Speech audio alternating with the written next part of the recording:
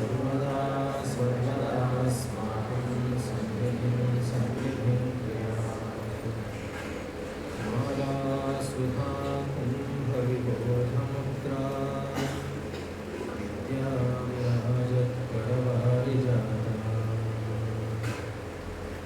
अपारकान्यसुधाम्बुराशिं श्रीशारदाम्बां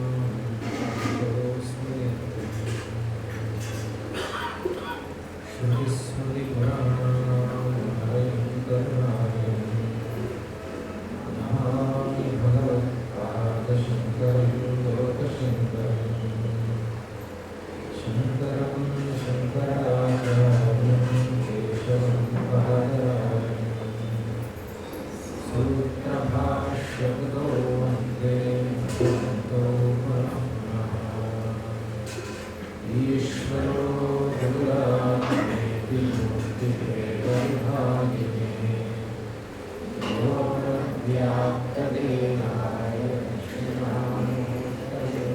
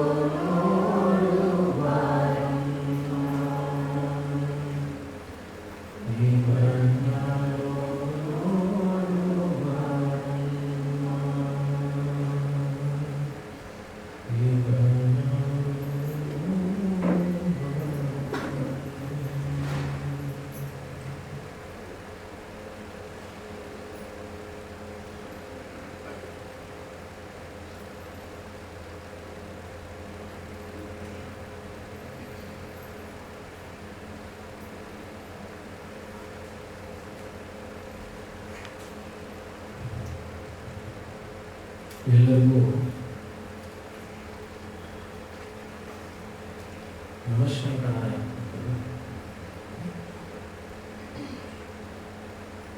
ಹತ್ತು ಸಲ ಎಲ್ಲ ನಮಶಂಕರ. ನಾನು ಮೊದಲನೇ ಸಲ ಹೇಳ್ತೀನಿ, ಆಮೇಲೆ ಎಲ್ಲ ಸಲ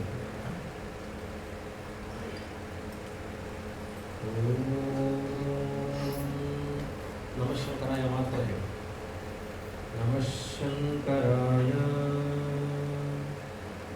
ನಮಶಂಕರಾಯ ನಮಶಂಕರಾಯ ನಮಶಂಕರಾಯ ನಮಶಂಕರಾಯ ನಮಶಂಕರಾಯ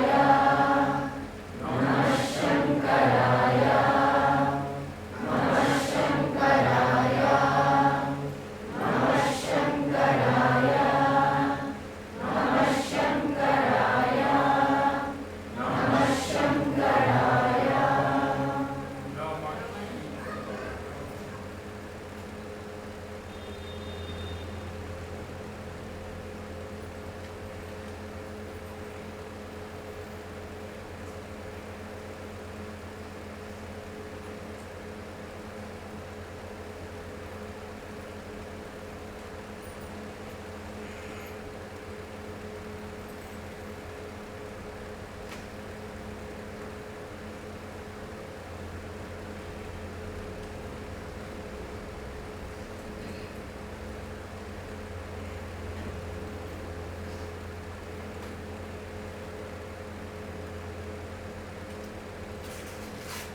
ಈ ಸಲ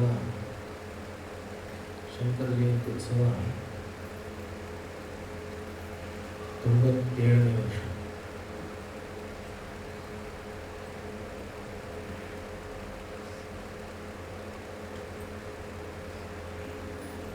ಇನ್ನು 3 ವರ್ಷಕ್ಕೆ ಶತಮಾನೋತ್ಸವವನ್ನು ಆಚರಿಸಬೇಕು.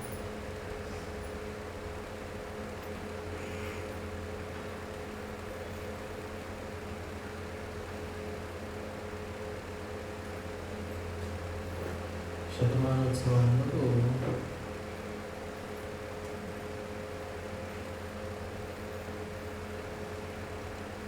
ಎಲ್ರಿಗೂ ಸಾಧಾರಣವಾಗಿ ಬೆಳೆಸುವಂಥದ್ದಲ್ಲ. ಯಾವುದೇ ವಿಷಯದಲ್ಲೂ ಕೂಡ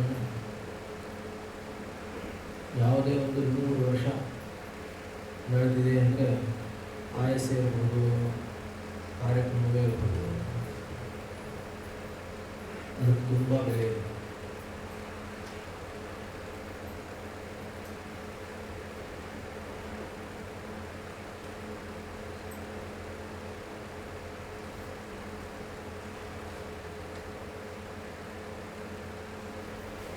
ನಾವು ಶಂಕರ ಜಯಂತಿ ಉತ್ಸವನ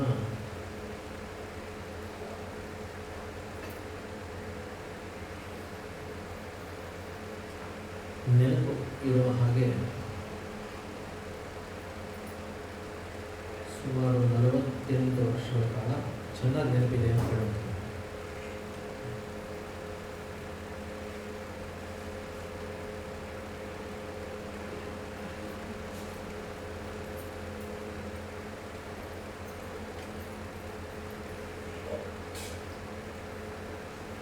ಏನು ನೆನಪಿದೆ ಅಂದರೆ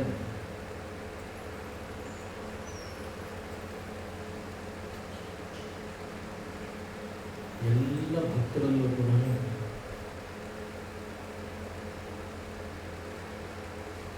ಬಹಳ ಸರಳತೆ, ತುಂಬ ಸರಳತೆ ಮತ್ತು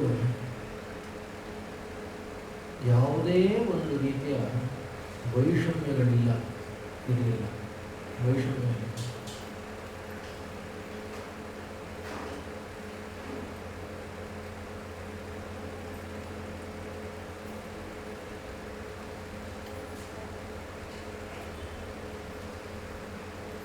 ತಪಸ್ಸಿಗೆ, ಸೇವೆಗೆ, ಶ್ರದ್ಧೆಗೆ, ಭಕ್ತಿಗೆ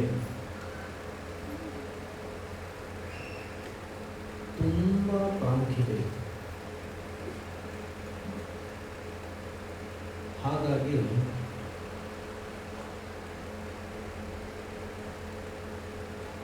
ಅವತ್ತಿನಿಂದ ಇವತ್ತಿನವರೆಗೂ ನಡ್ಕೊಂಡು ಬರ್ತಾ ಇದೆ.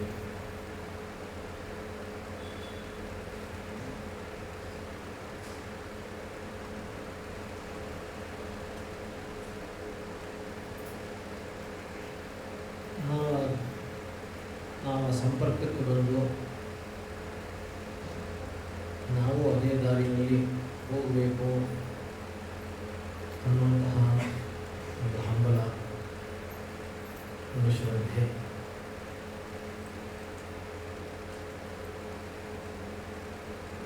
ಆದರೆ ಎಲ್ಲೋ ಒಂದು ಕಡೆ ಅನಿಸುತ್ತೆ ನಮ್ಮಲ್ಲಿ ತಪಸ್ಸು ಅನ್ನೋ ಬಲ ಕಡಿಮೆ ಆಗ್ತಾ ಇದೆ.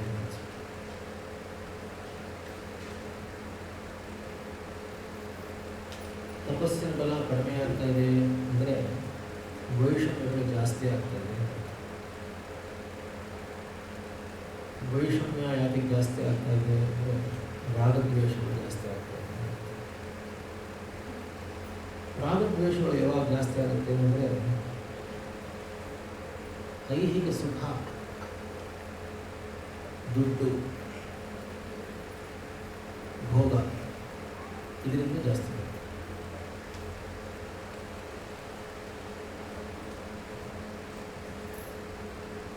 ನೋಡಿ, ಎಲ್ಲಾದರೂ ನೋಡಿ,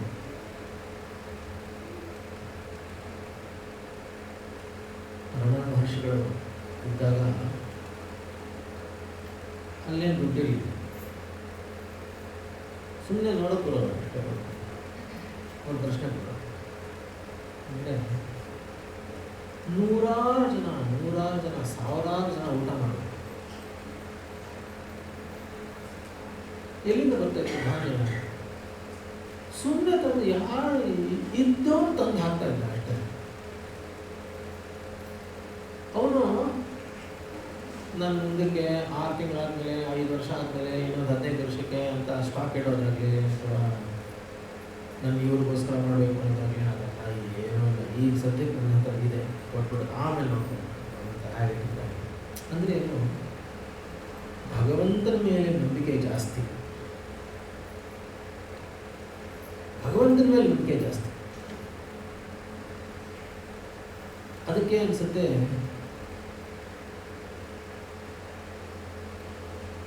ಎಲ್ಲರೂ ಒಂದೊಂದು ಕೇಳಿದ್ರು ಮಹಾಭಾರತದಲ್ಲಿ ಕೊನೆಯ ಘಟ್ಟದಲ್ಲಿ. ಕುಂತಿ ಒಬ್ಬಳೇ ಎಲ್ಲರಿಗೂ ಇರೋ ಕಷ್ಟ ನನಗೊಬ್ಬಳು ಕೊಡೋದು, ನಾನು ಕೃಷ್ಣ ಸಾಕು ಅಂತ.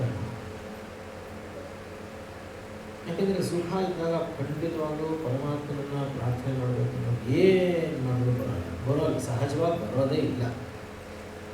ಯಾಕೆ ಬರೋದಿಲ್ಲ? ಸುಖವಾಗಿರ್ಬೇಕಂದ್ರೆ ಯಾಕೆ ಪರಮಾತ್ಮನ ಅಂದರೆ ಸೇವೆ ಮಾಡಬೇಕು, ಸ್ತೋತ್ರ ಮಾಡಬೇಕಾದ್ರೆ ಒಂದು ಚಿಂತನೆ ಯಾಕೆ ಬರೋದಿಲ್ಲ? ಯಾಕೆ ಬರೋದಿಲ್ಲ? ಅದೇ ಸುಖವಾಗಿದ್ದಾಗ ಯಾತಿಗೋಸ್ಕರ ಬರಲ್ಲ?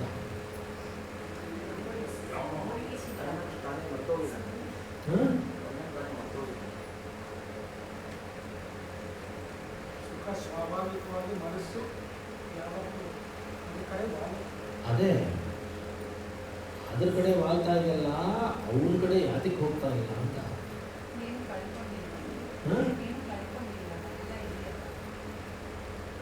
ಅದೆಲ್ಲ ಇದ್ದಾಗ ಅವನ ಕಡೆ ಯಾತಿಗೆ ಮನಸ್ಸು ಹೋಗಲ್ಲ ಅಂತ.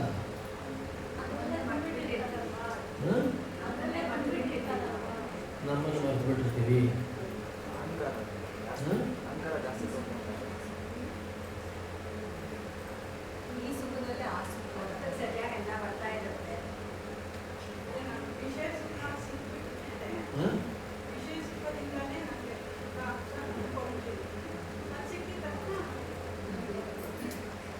ನನಗೆ ನಿಜವಾದ ಸುಖ ಯಾವುದು ಅನ್ನೋದೇ ಗೊತ್ತಿಲ್ಲ.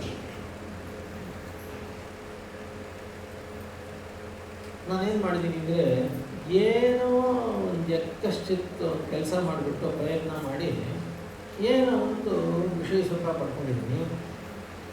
ಆ ವಿಷಯ ಸುಖ ನಾನು ಕಷ್ಟಪಟ್ಟಿದ್ದೀನಿ, ನಾನು ಪಡ್ಕೊಂಡಿದ್ದೀನಿ ಅಂತ ನಾನು ಚೆನ್ನಾಗಿ ಬಂದ್ಬಿಟ್ಟಿದೆ. ಅದು ನಾನು ಮಾಡಿದೆ, ನನಗೆ ಸಿಕ್ತು. ಇದ್ರ ಮಧ್ಯೆ ದೇವರೇನಕ್ಕೆ ಅಂತ ಗೊತ್ತಾಗಲಿಲ್ಲ. ಸಹಜವಾಗಿ ಬರುವಂಥದ್ದು ಏನಪ್ಪ ಅಂದರೆ, ನೀವು ನೋಡಿಲ್ಲ,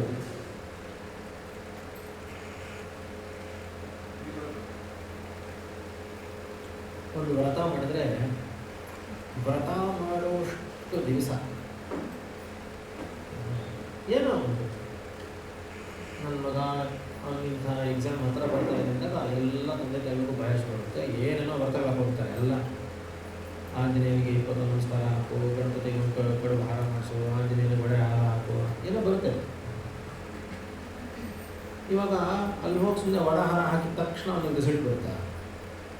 ಬರೋಲ್ಲ. ಅಥವಾ ನಾನು 20 ನಮಸ್ಕಾರ ಹಾಕಿದ ತಕ್ಷಣ ಒಂದು ರಿಸಲ್ಟ್ ಬಂದ್ಬಿಡ್ತಾ? ಎಕ್ಸಾಮೇ ಮುಗಿದಿರಲ್ಲ ಇನ್ನು, ಬರಲ್ಲ. ಆದರೆ ನನ್ನ ವ್ರತ ಮುಗಿದೋಗಿರುತ್ತೆ.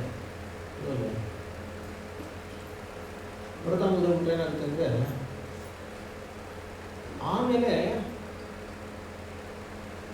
ವ್ರತ ಮಾಡೋಷ್ಟು ದಿನ ಜಪ ಇತ್ಯಾದಿಗಳನ್ನು ಮಾಡೋಷ್ಟು ದಿವಸ ಏನು ಯಾರು ಇಟ್ಕೊಂಡು ಮಾಡ್ತಾರೆ. ಏನೋ ಒಂದು ಇಟ್ಕೊಂಡಿರ್ತೀವಿ, ನಾನು ಅದು ಮಾಡಲ್ಲ, ಇದು ಮಾಡಲ್ಲ, ಹೀಗಿರಲ್ಲ, ಹಾಗೆಲ್ಲ, ಹುಳಿ ತಿನ್ನಲ್ಲ, ಉಪ್ಪು ತಿನ್ನಲ್ಲ, ಏನೋ ಒಂದು ಹಾಕೊಂಡಿರ್ತಾರೆ, ಸಿಹಿ ತಿನ್ನಲ್ಲ, ಏನೋ ಒಂದು ವ್ರತಗಳಲ್ಲಿ ಏನೇನೋ ಹಾಕೊಂಡಿರೋದಂತಂದರೆ ಅದನ್ನೆಲ್ಲ ಕಾಪಾಡ್ಕೊಂಡಿರ್ತೀವಿ. ಇನ್ನೊಂದು 15 ದಿವಸ ಇದೆ ಎಕ್ಸಾಮ್ಗೆ ಅಂದಾಗ ಎಲ್ಲ ಬಿಟ್ಬಿಡ್ತೀವಿ ಆ್ಯಕ್ಚುಲಿ. ಅಂದರೆ ಇವಾಗ ಅವ್ನಿಗೇನೋ ಅಲ್ಲಿ ಹೋಗಬೇಕು, ಅಪ್ಲಿಕೇಶನ್ ಫಾರ್ಮ್ ಫಿಲಪ್ ಮಾಡಬೇಕು, ಏನೇನೋ ಇರುತ್ತಲ್ಲ, ಆ ವಹಿವಾಟು ಇರುತ್ತೆ. ಇವಾಗ ಅದನ್ನೆಲ್ಲ ಜ್ಞಾಪಕ ಇಟ್ಕೊಂಡಿರ್ತಾರೆ. ವ್ರತ ಟೈಮಲ್ಲಿ ಮಾಡೋದನ್ನ ಅದೆಲ್ಲ ಮಾಡಲ್ಲ. ಅದೆಲ್ಲ ಹೋಗಬೇಕು, ಎಲ್ಲ ಅಂತ ಅವ್ರಿಗೂ ಹೋಗಬೇಕು, ಅದು ಯಾವುದೋ ಇನ್ಸ್ಟಿಟ್ಯೂಟ್ ಹತ್ರ ಹೋಗಿ ಡ್ರಾಪ್ ಮಾಡಿಬಿಟ್ಟು ಮಾಡಬೇಕು. ಮಧ್ಯದಲ್ಲಿ ಏನೋ ಅಲ್ಲ ಅಲ್ಲಿ ಆಯ್ತು ಅಲ್ವಲ್ಲ, 21 ದಿವಸನೋ 1 ತಿಂಗಳು ಮಾಡಿದ್ದು ವ್ರತ ಮುಗಿದೋಯ್ತು. ಇವಾಗ ಆಮೇಲೆ ಮಧ್ಯದ್ದು ಗ್ಯಾಪ್ ಇರುತ್ತಲ್ಲ, ಅದರಲ್ಲಿ ನಾವು ಅವ್ನಿಗೆ ಎಕ್ಸಾಮಿಗೆ ಏನು ಬೇಕೋ ಅದನ್ನಷ್ಟೇ ಕೆಲಸ ಮಾಡಿರ್ತೀವಿ. ಹೌದಲ್ವ? ಹೋಟೆಲ್ಲು ತಿಂತೀವಿ, ಏನೋ ಮಾಡ್ತೀವಿ, ಏನೋ ಮಾಡಿರ್ತೀವಿ. ವ್ರತ ಟೈಮಲ್ಲಿ ಮಾಡಲ್ಲ, ಅದೆಲ್ಲ ಮಾಡಲ್ಲ. ಕರೆಕ್ಟಾಗಿ ವ್ರತ ಮಾಡಿರ್ತೀವಿ, ಮಧ್ಯದಲ್ಲಿ ಎಲ್ಲ ಮಾಡಿರ್ತೀವಿ.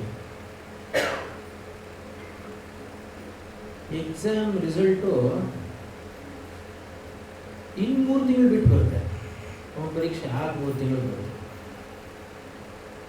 ಬರ್ತಪ್ಪ ಸದ್ಯ 97% ಬಂತು, ಏನೋ ಒಂದು ಹೇಳುತ್ತೆ 97, ಏನೋ ಒಂದು ಅಬ್ಬಾ ಸದ್ಯ ಬಂತು ಅದ. ಏನ್ರಿ ಅವರಮ್ಮ ಪಟ್ಟಿದ್ದ ಕಷ್ಟ ನೋಡ್ಬೇಕಿತ್ತು ನೀವು. ಆ ಕ್ಯೂರಲ್ಲಿ ನಿಂತ್ಕೊಂಡಿದ್ದೇನು, ಮಾಡಿದ್ದೇನು, ಡಬ್ಬಿ ಕಟ್ಟಿದ್ದೇನು, ಮಾಡಿದ್ದೇನು, ಆ ಮಗುಗೆ ಬೆಳಿಗ್ಗೆ ಮಧ್ಯಾಹ್ನ ಸಂಜೆ ರಾತ್ರಿ ಮಾಡಿದ್ದೇನು, ಏನು ಆ ಬೋರ್ನ್ವಿಟಾ ಹಾರ್ಲಿಕ್ಸು ಇದು ಪೋಷಣೆ ಮಾಡಿದ್ದೆ, ಅವ್ರನ್ನ ಹೋಗಿ ಇವ್ರನ್ನ ಹೋಗಿ ಮಾಡಿ ಮಾತಾಡಿಸಿ ಅಂತ. ಬಾಬಾ ಹೇಗೆ ಗೊತ್ತೇನ್ರಿ, ಅಲ್ಲಿ ಹೋಗಿ ನಿಂತ್ಕೊಂಡು ಇದು ಮಾಡಿ ಅಂತ ಎಲ್ಲ ತಕ್ಷಣ ಬರ್ತದೆ. ನಾನು ಪಟ್ಟಿದ ಕಷ್ಟ ನಿಂಗೇನು ಗೊತ್ತು ಅಂತಾರೆ. ಆಮೇಲೆ ಭಗವಂತ ಗೋವಿಂದ.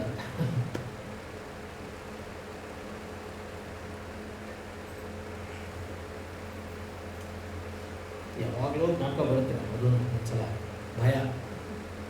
ಭಯದಿಂದ ಜ್ಞಾಪಕ ಬರುತ್ತೆ. ಆದರೆ ಸಹಜವಾಗಿ ಬರೋಲ್ಲ, ಸಹಜವಾಗಿ ತನ್ನ ಮೇಲೆ ಹೋಗ್ಬಿಡುತ್ತೆ ಅಭಿಮಾನ. ತಾನು ಪಟ್ಟಿದ ಕಷ್ಟ ಮಾಡಿದ ತ್ಯಾಗ ಇರೋದು ಎಲ್ಲ ಬಂದ್ಬಿಟ್ಟು, ಅಂದರೆ ಭಗವಂತನ ಮೇಲೆ ಶ್ರದ್ಧೆ ಕಡಿಮೆ ಆಗಿರುತ್ತೆ. ಯಾವಾಗ ಸುಖ ಭೋಗ ಇತ್ಯಾದಿಗಳಿಂದ ವೈಷಮ್ಯಗಳು ಬೆಳೆಯುತ್ತೆ.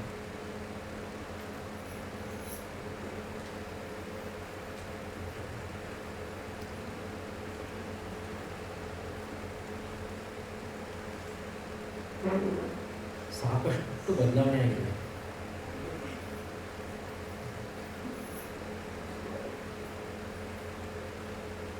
ಆವಾಗ ಮುತ್ತಿದ ಎಲೆ ಒಲಿಯೋದು ಕಡ್ಡಿಯಲ್ಲಿ, ಆಮೇಲೆ ಇಲ್ಲಿ ಯಾರು ತುಂಬ ಕೈಲ ಇಲ್ಲ ಅವರು ಈಗ ವಿನಯ್ ಇದ್ದಾರಲ್ಲ ವಿನಯ್ ಅವರ ಅಜ್ಜಿ ಅವರೆಲ್ಲ ಹೊತ್ಕೊಂಡ್ಬರೋರು ಬಸ್ಸುಗಳಲ್ಲಿ ಮುದ್ದುಗದಲ್ಲೇ ಹೊತ್ಕೊಂಡು ಬರೋದು ಎರಡೆರಡು ಮೂಟೆ ಇಷ್ಟಿಷ್ಟು ಹತ್ರದ ಗಂಟು ಹಾಕಿ ಹೊತ್ಕೊಂಡ್ಬರೋದು. ಏನು ಅದರಲ್ಲ ಊಟ ಮಾಡ್ತಾಯಿದ್ದೆ, ಅದು ತೂತು ಇರೋದು ಹರಿದೋಗಿರೋದು ಏನೋ ಆಗ್ತಾಯಿತ್ತು ಇದ್ದಿದ್ದೆ. ಅದು ಕಂಪ್ಲೇಂಟ್ ಮಾಡ್ತಾ ಇರಲಿಲ್ಲ. ಇವಾಗ ಯಾವ ಎಲೆ ತರಬೇಕು ಅಂತ ಒಂದು ವಾರ ಡಿಸ್ಕಷನ್ ನಡೆಯುತ್ತೆ. ಎಷ್ಟು ಅಗಲ ಇರಬೇಕು, ಹೊಲ್ದಿರೋದಾದರೆ ಚುಚ್ಕೊಂಡ್ಬಿಡುತ್ತೆ ಇದಲ್ಲ. ಇವಾಗ ಅವಾಗಲೂ ಇತ್ತು ಅಲ್ವಾ? ಅಂದರೆ ಬರ್ತಾ ಏನಾಯಿತು ಅಂದರೆ, ನಮ್ಮ ಶ್ರದ್ಧಾ ಭಕ್ತಿಗಳ ಫಲವಾಗಿ ಭಗವಂತ ನೀನು ಚೆನ್ನಾಗಿರೋ ಅಂತ ಏನು ಅನುಕೂಲ ಮಾಡಿಕೊಟ್ನೋ ಅದನ್ನು ನಾವೇನು ಮಾಡಿದ್ವಿ ಅಂದರೆ ಎಲ್ಲ ನಮಗೋಸ್ಕರ ಉಪಯೋಗಿಸ್ಕೊಂಡಿದ್ವಿ.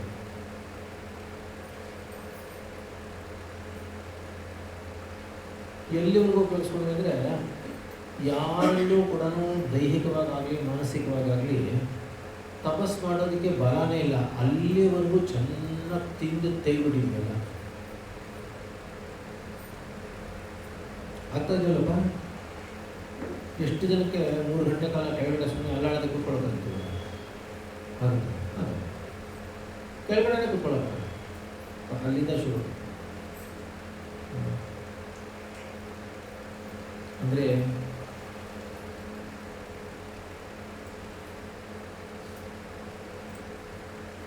ಎಲ್ಲೂ ಹೋಗೋದಿಲ್ಲ. ನಾವು ಮಾಡಿರುವಂತಹ ಏನು ಸುಖಕ್ಕೋಸ್ಕರ ಎಲ್ಲೂ ಹೋಗಲ್ಲ.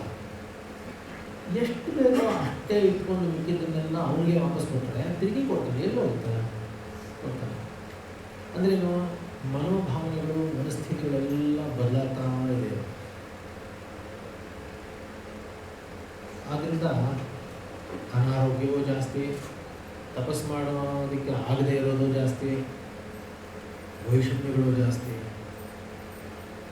ಎಲ್ಲ ಅಂದರೆ ವೈಪರೀತ್ಯಗಳೇ ಜಾಸ್ತಿ.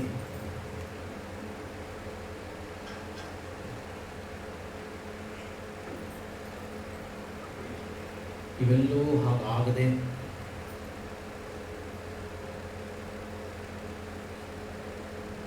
ಭಗವಂತನಲ್ಲಿ ಶ್ರದ್ಧಾಭಕ್ತಿಗಳು ಚೆನ್ನಾಗಿ ಹೆಚ್ಚಲಿ.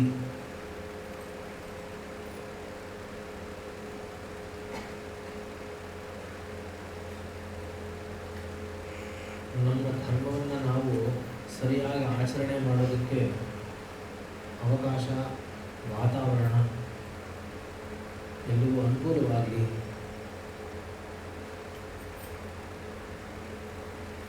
ಅನ್ನೋದನ್ನು ಒಂದು ಅಪೇಕ್ಷೆಯನ್ನು ಇಟ್ಕೊಂಡು ಪ್ರಾರ್ಥನೆ ಮಾಡ್ತಾ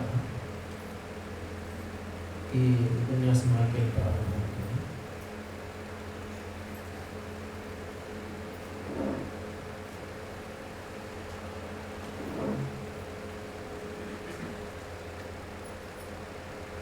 ನೋಡಿ,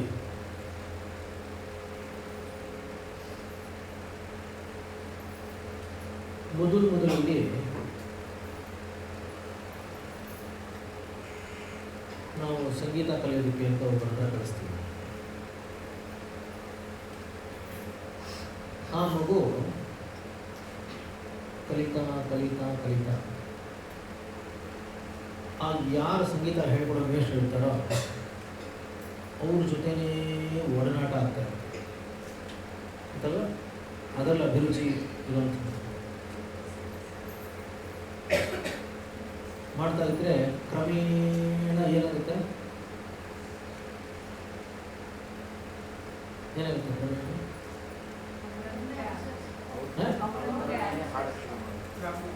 ಎಲ್ಲ ಅವರಂತೆ ಆಗುತ್ತೆ. ಅವ್ರೇನು ಈ ಬೇರೆ ಏನು ಮಾಡಲ್ಲ, ಸುಮ್ಮನೆ ಜೊತೆ ಹೋಗ್ತಾ ಓಡಾಡ್ತಾ ಇರ್ತಾರೆ ಅಷ್ಟೇ.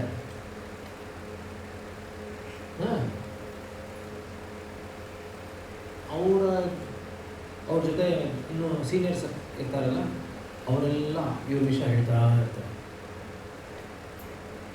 ನಮ್ಮ ಮೇಡಮ್ ಹಿಂಗೆ ಗೊತ್ತಾ, ನಮ್ಮ ಮೇಡಮ್ ಹಿಂಗೆ, ನಮ್ಮ ಮೇಡಮ್ ಹಿಂಗೆ ಹೇಳಿದ್ರು ಹೇಳ್ತಾರೆ. ಹೇಳ್ತಾ ಹೇಳ್ತಾ ಹೇಳ್ತಾ ಕಿವಿಗೆ ಬೀಳ್ತಾ ಇರ್ತಾರೆ. ಕಿವಿಗೆ ಬಿದ್ದಿದ್ದು ಇನ್ನೂ ಜೊತೆಗೆ ಅಲ್ಲೇ ಇರಬೇಕು ಅನ್ಸುತ್ತೆ, ಅವ್ರ ಜೊತೆ ಇರಬೇಕು ಅನ್ಸುತ್ತೆ. ಮಾಡ್ತಾ ಮಾಡ್ತಾ ಮಾಡ್ತಾ ಮಾಡ್ತಾ ಎಲ್ಲ ಅವರಂತೆ ಆಗ್ತಾರಲ್ವ. ಆಮೇಲೆ ಒಂದು ದಿವಸ ಅವ್ರ ಸ್ಟೇಜ್ ಇಳಿತಾರೆ, ಇವ್ರ ಸ್ಟೇಜ್ ಹತ್ತಾರೆ ಅಷ್ಟೇ ವ್ಯತ್ಯಾಸ ತಾನೆ. ಅವಾಗ ಏನು ಹೇಳ್ತಾರೆ ಅಂದರೆ, ಸುಧಾರನಾಥನ್ ಇದ್ದಾರಲ್ಲ ಏನು ಎಲ್ಲ ಎಮ್ ಎಲ್ ಎ ಥರನೇ ಹಾಕ್ತಾರಲ್ಲ ಅಂತಾರೆ. ಏನು ಎಮ್ ಎಲ್ ಎ ಥರ ಆಡ್ತಾರೆ ಅಂದರೆ ಎಮ್ ಎಲ್ ಎ ಜೊತೆನೇ ಇದ್ರು, ಅದರಿಂದ ಎಮ್ ಎಲ್ ಎ ಜೊತೆ ಆಡ್ತಾರೆ ಅಷ್ಟೇ. ಆದರೆ ಆ ಎಮ್ ಎಲ್ ಎ ಅವ್ರು ಯಾರಿದ್ರು ಹಾಗೇ ಬರಬೇಕು ಅಂದರೆ ಈ ಸುಧಾರನಾಥನವ್ರು ಅವ್ರ ಜೊತೆನೇ ಇರಬೇಕು, ಹಾಗೇ ನೈಜವಾಗಿರಬೇಕು. ಸುಮ್ಮನೆ ತೋರಿಕೆ ಇದ್ದರೆ ಬರೋಲ್ಲ. ಹಾಗೆ ಸಾಧನೆ ಮಾಡಬೇಕು, ಕಷ್ಟನ ಪಡಬೇಕು, ಇತ್ಯಾದಿ ಇತ್ಯಾದಿ. ಬರ್ತಾ ಇಲ್ವಾ? ಹಾಗೇನೆ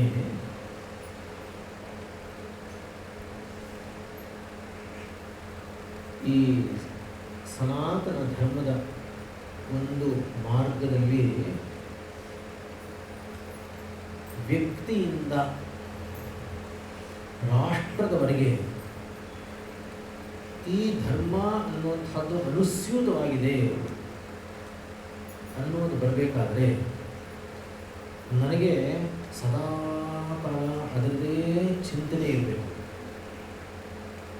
ನಾವೇನಾದರೂ ಮರೆತರೆ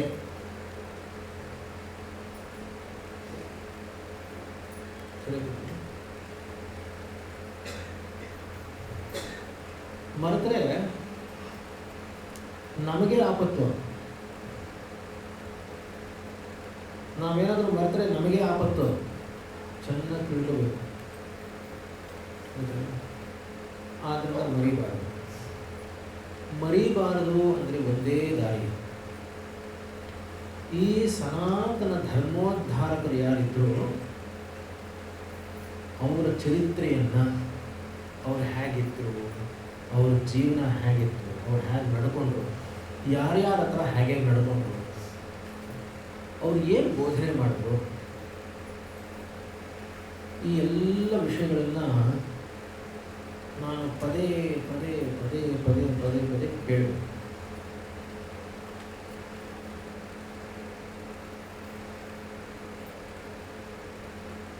ನಮ್ಮ ತಂದೆಯವರು ಹೇಳ್ತಾ ಇದ್ರು, ಹೇಗಾದರೂ ಮಾಡಿ ಗುರುವಿಲಾಸ ಎಲ್ಲರಿಗೂ ಅಭ್ಯಾಸ ಆಗೋ ತರಹ ಆಗಬೇಕು ಅಂತ ಹೇಳಿದ್ರು.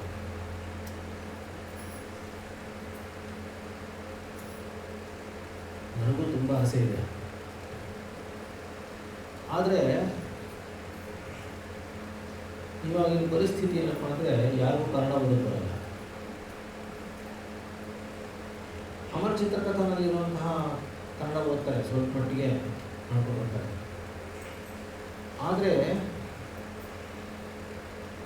ಇವಾಗ ಗುರುವಿಲಾಸದಲ್ಲಿ ಇರುವ ತರಹ ಒಂದು ಪದ್ಯ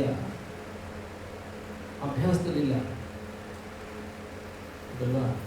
ಆಗ ಬೇರೆ ಏನೂ ಇರಲಿಲ್ಲಲ್ಲ, ಪುಸ್ತಕಗಳನ್ನೇ ಓದ್ತಾ ಇದ್ರು, ಅದನ್ನೇ ಕೇಳ್ತಾ ಇದ್ರು, ಅದನ್ನೇ ಹಾಡ್ತಾ ಇದ್ರು, ಎಲ್ಲ ಮಾಡ್ತಿದ್ರು, ಚೆನ್ನಾಗಿ ಅಭ್ಯಾಸ ಆಗ್ತಿತ್ತು.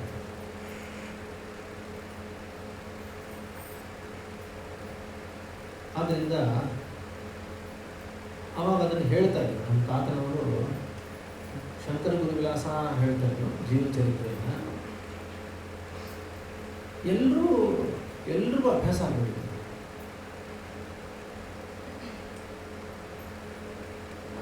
ಆದರೆ ಇವಾಗ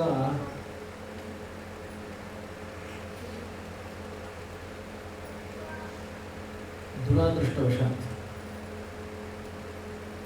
ಆ ಕನ್ನಡ ಓದೋಕ್ಕೂ ಬರೋಲ್ಲ, ಹೇಳಿದ್ರೆ ಅರ್ಥವೂ ಆಗೋಲ್ಲ. ಗುರುವಿಲಾಸ ಪೂರ್ತಿ ಹೇಳಿದ್ರೆ ಅಷ್ಟು ಸಮಯವೂ ಇಲ್ಲ. ಮುಕ್ಕಾಲು ಪಾಲು ಅದಕ್ಕೆ ಅಂತಲೇ ಅನಿಸುತ್ತೆ. ನಮ್ಮ ಪರಮ ಪೂಜ್ಯ ಗುರುಗಳು ಅದನ್ನೆಲ್ಲ ಕ್ರೋಢೀಕರಿಸಿ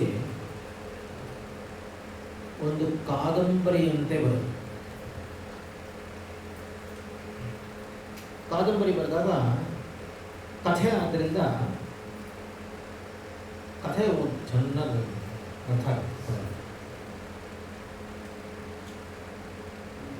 ಇವಾಗಲೂ ಹೇಳ್ತಾರೆ ನೋಡಿ, ಸುಂದರಕಾಂಡ ಪಾರಾಯಣ ಮಾಡಿ ಅಂತಾರೆ. ಶ್ಲೋಕ ಬರದೇ ಇದ್ರೆ ಪರವಾಗಿಲ್ಲ, ಕಥೆ ಏನಾದರೂ ಬರೀತಾರೆ. ಅದನ್ನು ಕಥಾಪಾರಾಯಣ ಅಂತಾರೆ. ಮುಂಚೆ ಅಂದರೆ ಪಾರಾಯಣ ಅಂದರೆ ಸುಂದರಕಾಂಡ ಮೂಲ ಪಾರಾಯಣ. ಇವಾಗ ಓದೋಕೆ ಬರಲ್ಲ, ಬಿಟ್ಟೇ ಬಿಟ್ಟಿದ್ದೀವಿ. ಯಾರು ಪುಸ್ತಕ ಓದಲ್ಲ ಅಲ್ವಾ? ಓದ್ತೀವಲ್ಲ, ಪುಸ್ತಕಗಳು ಓದಲ್ಲ, ಯಾರು ಓದಲ್ಲ. ಇವಾಗ ಏನಿದ್ರು ಮೊಬೈಲ್. ಆದ್ದರಿಂದ ಅಭ್ಯಾಸ ಎಲ್ಲ ಹೊರಟೋಗಿದೆ.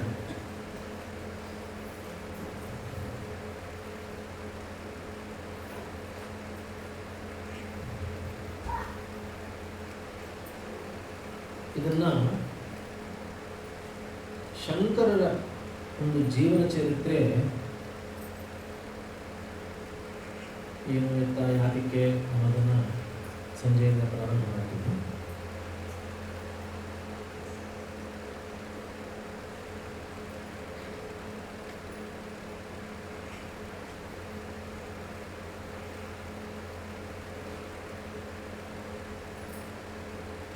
ನಮ್ಮೆಲ್ಲರ ಮನಸ್ಸು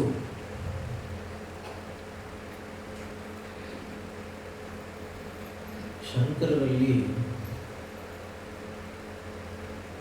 ಲೀನವಾಗಿ ಅವರು ನಮ್ಮೆಲ್ಲರಿಗೂ ಕೂಡ ಯೋಗ್ಯತೆಯನ್ನು, ಶಕ್ತಿ ಸಾಮರ್ಥ್ಯಗಳನ್ನು, ಪ್ರವೃತ್ತಿಯನ್ನು ಎಲ್ಲವನ್ನೂ ಕೊಟ್ಟು ನಾವೇನು ಅಂದ್ಕೊಂಡಿದ್ದೀವಿ ಒಂದು ಮಹತ್ ಕಾರ್ಯ ಅದೆಲ್ಲವೂ ಸಫಲ ಆಗಲಿ ಅನ್ನೋದಕ್ಕೆ ಗುರುವಿಲಾಸದ ಮೊದಲನೇ ಚರಣವನ್ನು ಪ್ರಾರಂಭ ಮಾಡಿ ಆಮೇಲೆ ವಿಷಯ ಮುಗಿಸ್ತಾರೆ.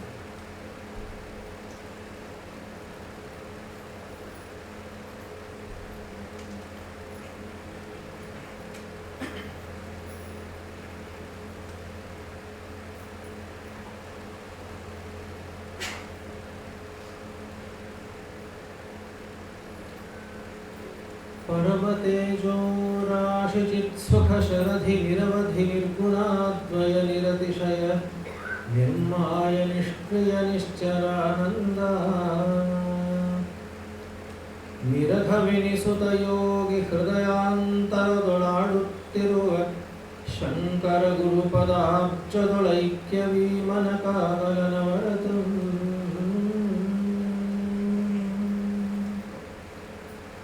परमतेजो राशि चित्सुखशरधि निरवधि निर्गुणाद्वय निरतिशय निर्माय निष्क्रिय निश्चरानन्द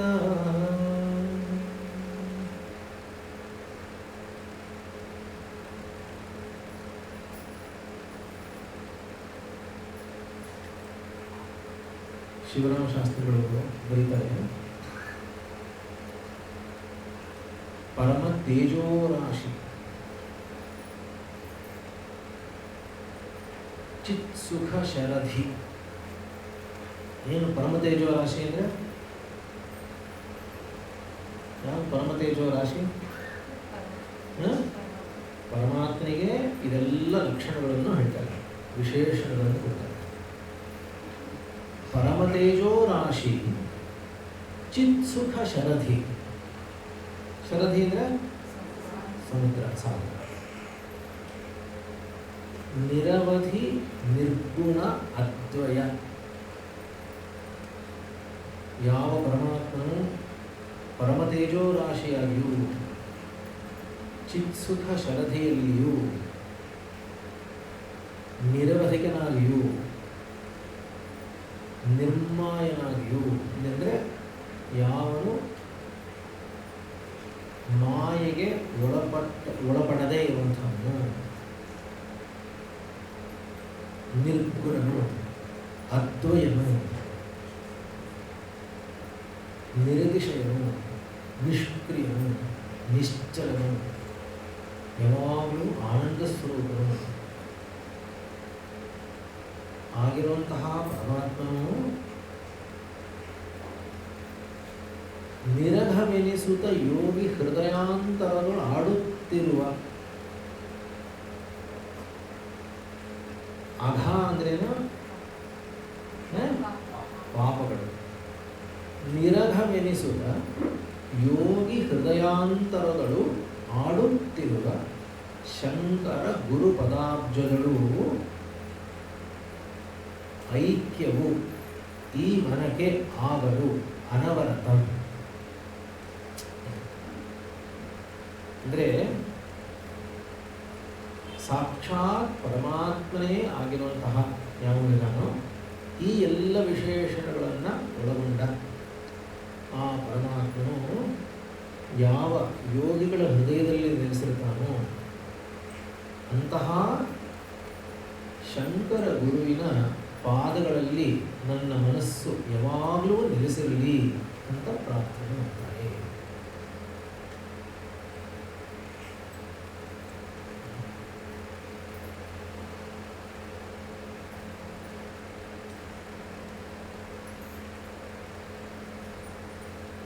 ನೋಡಿ,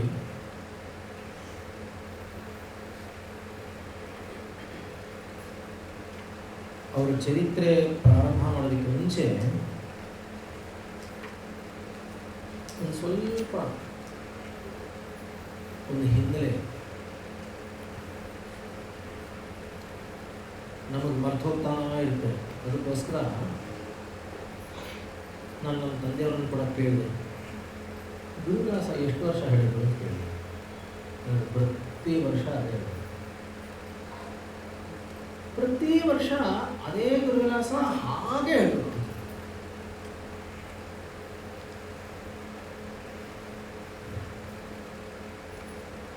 ಆಮೇಲೆ ಗೊತ್ತಾಯ್ತು, ಪ್ರತಿ ಸಲ ನಾವು ಕೇಳಿದ್ದೀವಿ ಅಂತಿದ್ರೂ ಕೂಡ ಆ ಸಲ ಕೇಳಿದಾಗ ಇದನ್ನು ಮೊದಲನೇ ಸಲ ಕೇಳ್ತಾ ಇದೀವಿ ಅನ್ನೋ ತರಹನೇ ಇರ್ತಾ ಇತ್ತು. ಯಾಕೆ ಅಂದರೆ ನಾವೇನು ಅದಾದ್ಮೇಲೆ ಪರಿಶ್ರಮ ಹಾಕಿರೋದು. ಶಂಕರ ಜಯಂತಿ ಬಂದಾಗ ಗುರುವಿಲಾಸವನ್ನ ಅಭ್ಯಾಸ ಮಾಡ್ತೀವಿ ಅಥವಾ ಪಾರಾಯಣ ಮಾಡ್ತೀವಿ, ನೋಡ್ತೀವಿ, ಹಾಡ್ತೀವಿ, ಕೇಳಿಸ್ಕೊತೀವಿ ಅನ್ನೋದು ಬಿಟ್ಟರೆ ಆಮೇಲೆ ಶಂಕರ ಜಯಂತಿ ಆದ್ಮೇಲೆ ತಿರುಗಿ ಗುರುವಿಲಾಸ ಏನು ಓದಕ್ಕೆ ಹೋಗಿರಲ್ಲ. ಅದನ್ನು ಯಾರು ಅವ್ರು ಹೇಳೋರು ಮಾತ್ರ ಮಾಡ್ತಾ ಇರ್ತಾರೆ. ಆದ್ದರಿಂದ ಗುರುವಿಲಾಸ ಹೇಗಾದರೂ ಆಗಲಿ ಸದ್ಯ ಅಂತೂ ಅವರ ಚರಿತ್ರೆ ಹೇಳ್ತಾ ಇರಬೇಕು, ನಾವು ಕೇಳ್ತಾ ಇರಬೇಕು. ಗೊತ್ತಾಗುತ್ತೆ ನೋಡಿ ಏನಾಗುತ್ತೆ ಅಂದರೆ ನಮ್ಮಲ್ಲೇ ನಮ್ಮ ಅನುಭವ. ಒಂದು ಸ್ವಾಮಿಗಳು ಹೇಳೋರು, ಅದನ್ನು ಗುರುವಿಲಾಸ ಹೇಳ್ತಾರೆ. ಅವ್ರ ಚರಿತ್ರೆ ಹೇಳೋರು. ಚರಿತ್ರೆ ಹೇಳಿದ್ರೆ ಅದೇನು ಇದ್ದಕ್ಕಿದ್ದಾಗ ಎಲ್ಲಿಲ್ಲದೇನೋ ಅಂತಹ ಒಂದು ಏನೋ ಒಂದು ಆಗೋದು ಒಳಗೆ. ಅಂದರೆ ಮನಸ್ಸು ಆ ಕಾಲಕ್ಕೆ ಹೋಗೋದು. ಒಂದು ಕಥೆ ಕೇಳಿದ್ರೆ ಹಾಗೆ ತಾನೆ ಅನಿಸುತ್ತೆ. ಶಂಕರನ ಕಾಲದಲ್ಲಿ ಹಾಗಿದ್ದಂತೆ, ಅವ್ರು ಹಾಗಿದ್ದಂತೆ, ಅವರು ಸ್ನೇಹಿತರ ಜೊತೆ ಹೀಗಿದ್ದಂತೆ, ಅವ್ರ ತಾಯಿನ ಹಾಗೆ ನೋಡ್ಕೋತಾ ಇದ್ದಂತೆ, ತಂದೆ ಹತ್ರ ಆಗಿದ್ದಂತೆ, ಗುರುವಿನ ಹತ್ರ ಹಾಗೆ ಮಾಡೋದಂತೆ. ಅಂದರೆ ಅವಾಗ ನಮ್ಮ ಗುರುಗಳು ನೋಡಿದಾಗೆಲ್ಲ ಶಂಕರರು ಅವ್ರ ಗುರುಗಳ ಹತ್ರ ಹೇಗೆ ನಡ್ಕೊಂಡಿದ್ರು ಅಂತ ಜ್ಞಾಪಕ ಬಂದು ಆ ಕಾಲದಲ್ಲಾದರೂ ನಮ್ಮ ಗುರುಗಳ ಹತ್ರ ನಾವು ಹಾಗೆ ನಡ್ಕೋಬೇಕು ಅಂತ ಅನಿಸ್ತಾ ಇತ್ತು. ಗೊತ್ತಾಗಲಿಲ್ವ? ಆಮೇಲೆ ಅದೇ ಬಲಿದ್ರೆ, ಆ ಶ್ರದ್ಧೆ ಬಲಿತಾ ಹೋದರೆ ಆಮೇಲೆ ಅದು ನಮ್ಮ ಮುಂದೆ ಕರ್ಕೊಂಡು ಹೋಗ್ತಾ ಬೇರೆ ವಿಷಯ. ಆದರೆ ಆ ಕಾಲಕ್ಕಂತೂ ಹೇಗೆ ಅನಿಸುತ್ತೆ ಅಂದರೆ ಒಂಥರ ಹಾಗಿರಬೇಕು, ಅಷ್ಟು ಪರಿಶುದ್ಧವಾಗಿ ನಾವು ಇರಬೇಕು, ಎಷ್ಟು ಚೆನ್ನಾಗಿದೆ ಅಲ್ವಾ ಅಂತ ಅನ್ನಿಸ್ತಾ ಇರುತ್ತೆ.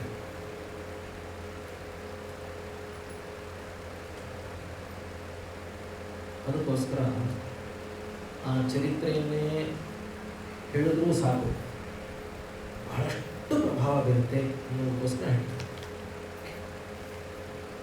ಇನ್ನೊಂದು ಮುಖ್ಯವಾಗಿರುವಂತಹ ಕಾರಣ ಈ ಚರಿತ್ರೆಯನ್ನು ಹೇಳೋದು ಅದಕ್ಕೆ ನಾನು ರೂಢೆ ಮಾಡಿ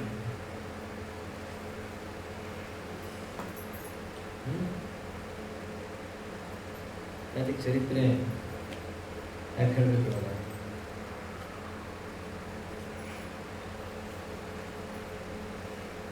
ಇವ್ರಿಗೋಸ್ಕರ.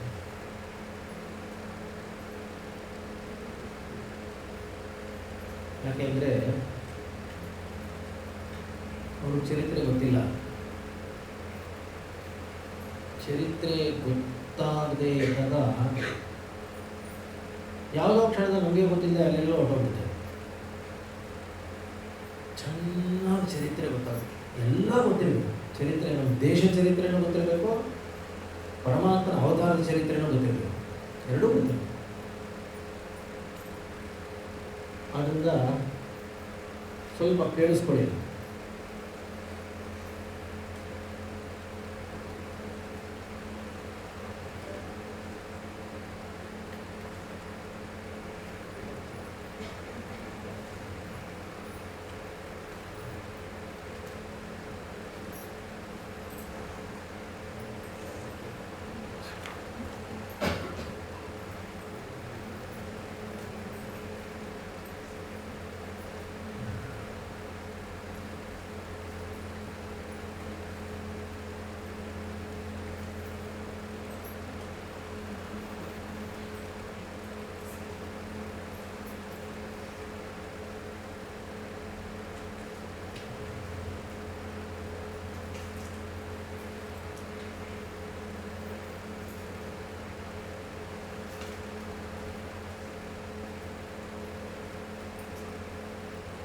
ನಾವೆಲ್ಲರೂ ಕೂಡ ವೇದ ಹೇಳುತ್ತೆ, ವಯಂ ರಾಷ್ಟ್ರೇ ಜಾಗೃಯಾಮ ಪುರೋಹಿತಾಃ.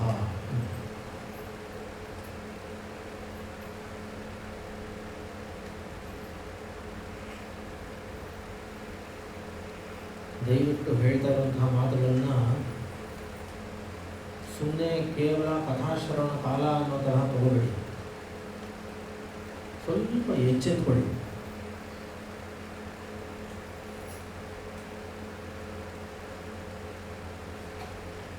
ಈ ರಾಷ್ಟ್ರ ಅನ್ನುವಂತಹ ಶಬ್ದ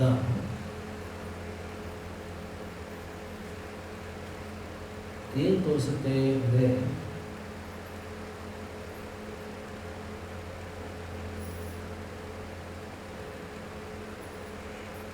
ಯಾವ ಒಂದು ಗುಂಪಿನ ಜನ ಒಂದೇ ಧ್ಯೇಯದ ಕಡೆ ಒಂದೇ ಚಿಂತನೆಯನ್ನು ಇಟ್ಕೊಂಡು ಜೀವನ ನಡೆಸ್ತಾರೋ ಅಂತಹ ಗುಂಪಿಗೆ ರಾಷ್ಟ್ರ ಅಂತ ಕರೀತಾರೆ. ಅಂದರೆ ಈ ನಮ್ಮ ಭಾರತ ದೇಶ ಏನಿದೆಯಲ್ಲ, ಇದು ಭಾರತ ದೇಶವೂ ಹೌದು, ರಾಷ್ಟ್ರವೂ ಹೌದು. ಹಲವಾರು ರಾಜ್ಯಗಳಿರೋದರಿಂದ ಇದು ಭಾರತ ದೇಶ. ಆಸೇದು ಹಿಮಾಚಲ ಪರ್ಯಂತ ಇದನ್ನು ಭಾರತ ಅಂತ ಕೂಡ ಕರೀತಾರೆ. ಆದರೆ ಇದೊಂದು ರಾಷ್ಟ್ರ ಅಂತ ಕೂಡ ಇದೆ. ಏನು ಹಾಗಾದರೆ ಏನು ವ್ಯತ್ಯಾಸ? ಒಂದು ರಾಷ್ಟ್ರಕ್ಕೂ ದೇಶಕ್ಕೂ ರಾಜ್ಯಕ್ಕೂ ಏನು ವ್ಯತ್ಯಾಸ? ಏನಪ್ಪ?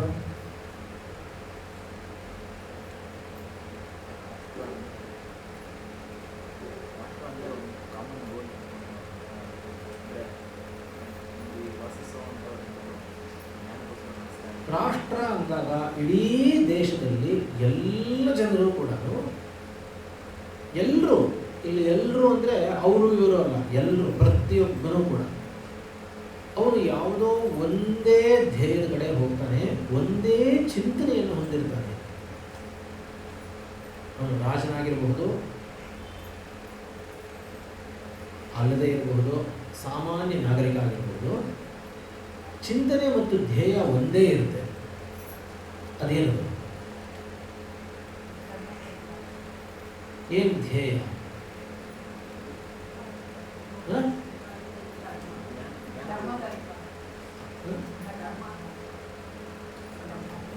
ಆಧ್ಯಾತ್ಮಿಕ ಅಂದರೆ ಮೋಕ್ಷ.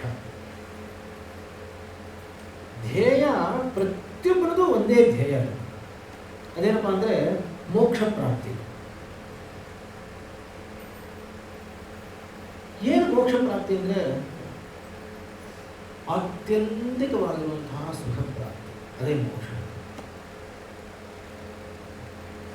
ಯಾವಾಗಲೂ ಸುಖವಾಗಿರೋದು ಅನ್ನೋದು ಮೋಕ್ಷ. ಇದಕ್ಕೆ ಅನುಕೂಲಕರವಾಗಿರುವಂತಹ ಧರ್ಮಾಚರಣೆ ಮತ್ತು ತದ್ದಿಕ್ಕಿನಲ್ಲಾಗುವಂತಹ ಚಿಂತನೆ ಯಾವುದು ಶ್ರುತಿ ಸ್ಮೃತಿಗಳಲ್ಲೂ ಇತಿಹಾಸದಲ್ಲೂ ಪುರಾಣಗಳಲ್ಲೂ ಎಲ್ಲವನ್ನೂ ಇಟ್ಕೊಂಡು ಏನು ಹೇಳಿದೆಯೋ ಅದರ ಚಿಂತನೆ.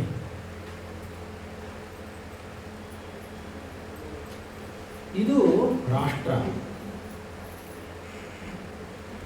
ಇದರ ಬಲ ಏನಪ್ಪ ಅಂದರೆ ಹಲವಾರು ರಾಜ್ಯಗಳಿದ್ರು, ಹಲವಾರು ರಾಜರುಗಳಿದ್ರು. ಅವರಲ್ಲಿ ನನ್ನ ರಾಜ್ಯವನ್ನು ನಾನು ವಿಸ್ತರಿಸಬೇಕು, ನನ್ನ ರಾಜ್ಯದಲ್ಲಿ ಇನ್ನೂ ಹೆಚ್ಚು ಸುಭಿಕ್ಷವಾಗಬೇಕು, ನನ್ನ ರಾಜ್ಯದ ಬಲಾಬಲಗಳು ನೋಡಿ ನನ್ನ ಬಲ ಹೆಚ್ಚಬೇಕು, ಶತ್ರುದಮನ ಮಾಡಬೇಕು ಅನ್ನುವಂತಹದ್ದೆಲ್ಲವೂ ಇದ್ದರೂ ಕೂಡ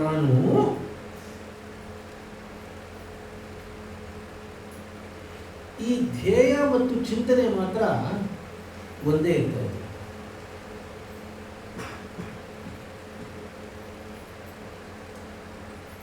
ಈ ವೈಪರೀತ್ಯಗಳಿರುತ್ತಲ್ಲ,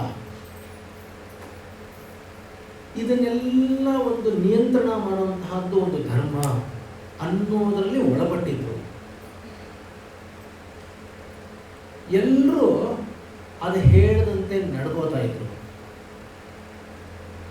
ಶ್ರುತಿ ಸಮ್ಮತವಾಗಿರಬಹುದು, ಸ್ಮೃತಿ ಸಮ್ಮತವಾಗಿರಬಹುದು, ಏನು ಆಚಾರ್ಯೋಪದೇಶದಿಂದ ಬಂದಿರ್ತಿತ್ತು ಅಂಥದ್ದನ್ನೆಲ್ಲ ಆಚರಣೆಯಲ್ಲಿ ಇಟ್ಕೊಂಡು ಪೈಪೋಟಿ ಇದ್ದೇ ಇತ್ತು. ಈ ರಾಜ್ಯಕ್ಕಿಂತ ಆ ರಾಜ್ಯ ಚೆನ್ನಾಗಿರ್ಬೇಕು ಅಂತ ಅವರು, ಇಲ್ಲ ಅದಕ್ಕಿಂತ ನಾವು ಚೆನ್ನಾಗಿರ್ಬೇಕು ಅಂತ ಅದಿದ್ದೇ ಇತ್ತು. ಆದರೆ ಮೂಲ ಧ್ಯೇಯ ಮತ್ತು ಚಿಂತನೆ ಮಾತ್ರ ಮೋಕ್ಷದ ಕಡೆಗೇ ಇತ್ತು. ಇದೆಲ್ಲವೂ ಕೂಡ ಸುಮಾರು 2500 ವರ್ಷಗಳಿಂದ ಸತತವಾಗಿ ಶತ್ರುಗಳ ಒಂದು ದಾಳಿಯಿಂದ ಈ ಒಂದು ಸಮತೋಲನ ಮತ್ತು ಚಿಂತನೆ ಧ್ಯೇಯ ಏನೇನಿತ್ತು ಅದೆಲ್ಲವೂ ಕೂಡ ಕಡಿಮೆಯಾಗ್ತಾ ಬರ್ತಾ ಬಂತು. ಅದಕ್ಕೆ 2 ಕಾರಣಗಳು. ಒಂದು, ನಮ್ಮಲ್ಲಿದ್ದಂತಹ ಧರ್ಮಶ್ರದ್ಧೆಯ ಕೊರತೆ. ನಮ್ಮಲ್ಲಿ ಧರ್ಮಶ್ರದ್ಧೆ ಕಡಿಮೆ ಆಗ್ತಾ ಬಂತು. ಅವರು ಕೂಡ ಏನು ಮಾಡಿದ್ರು ಅಂದರೆ ಅವರು ಯಾವುದನ್ನು ಒಂದನ್ನು ನಂಬಿದ್ರು. ನೋಡಿ, ತುಂಬ ಆಶ್ಚರ್ಯ. ಏನನ್ನ ಒಂದನ್ನು ನಂಬಿದ್ರು. ಅವರು ತಪಸ್ಸು ಮಾಡಿದ್ರು, ಅವ್ರಿಗೂ ಫಲ ಸಿಕ್ತು. ನಾವು ಮಾಡಬೇಕಾದ್ರೆ ನಾವು ಮಾಡಲಿಲ್ಲ, ಆದ್ದರಿಂದ ನಮಗೆ ಬಿಟ್ಟು. ನಿಮಗೆ ಗೊತ್ತಾಗ್ತದೆ ಹೇಳ್ತಾ ಇರೋದು. ಅವ್ರು ಏನು ಮಾಡಬೇಕೋ ಅದನ್ನು ಮಾಡಿದ್ರು. ರಾವಣ ಮಾಡಿದ್ದು ಅದನ್ನೇ, ಹಿರಣ್ಯಕಶಿಪು ಮಾಡಿದ್ದು ಅದನ್ನೇ, ಕಂಸ ಅದನ್ನೇ ಮಾಡಿದ್ದು, ಹಿರಣ್ಯಾಕ್ಷ ಮಾಡಿದ್ದು ಅದನ್ನೇ. ಗೊತ್ತಾಗ್ತಾ ಇದೆಯಾ? ಮಾಡಿ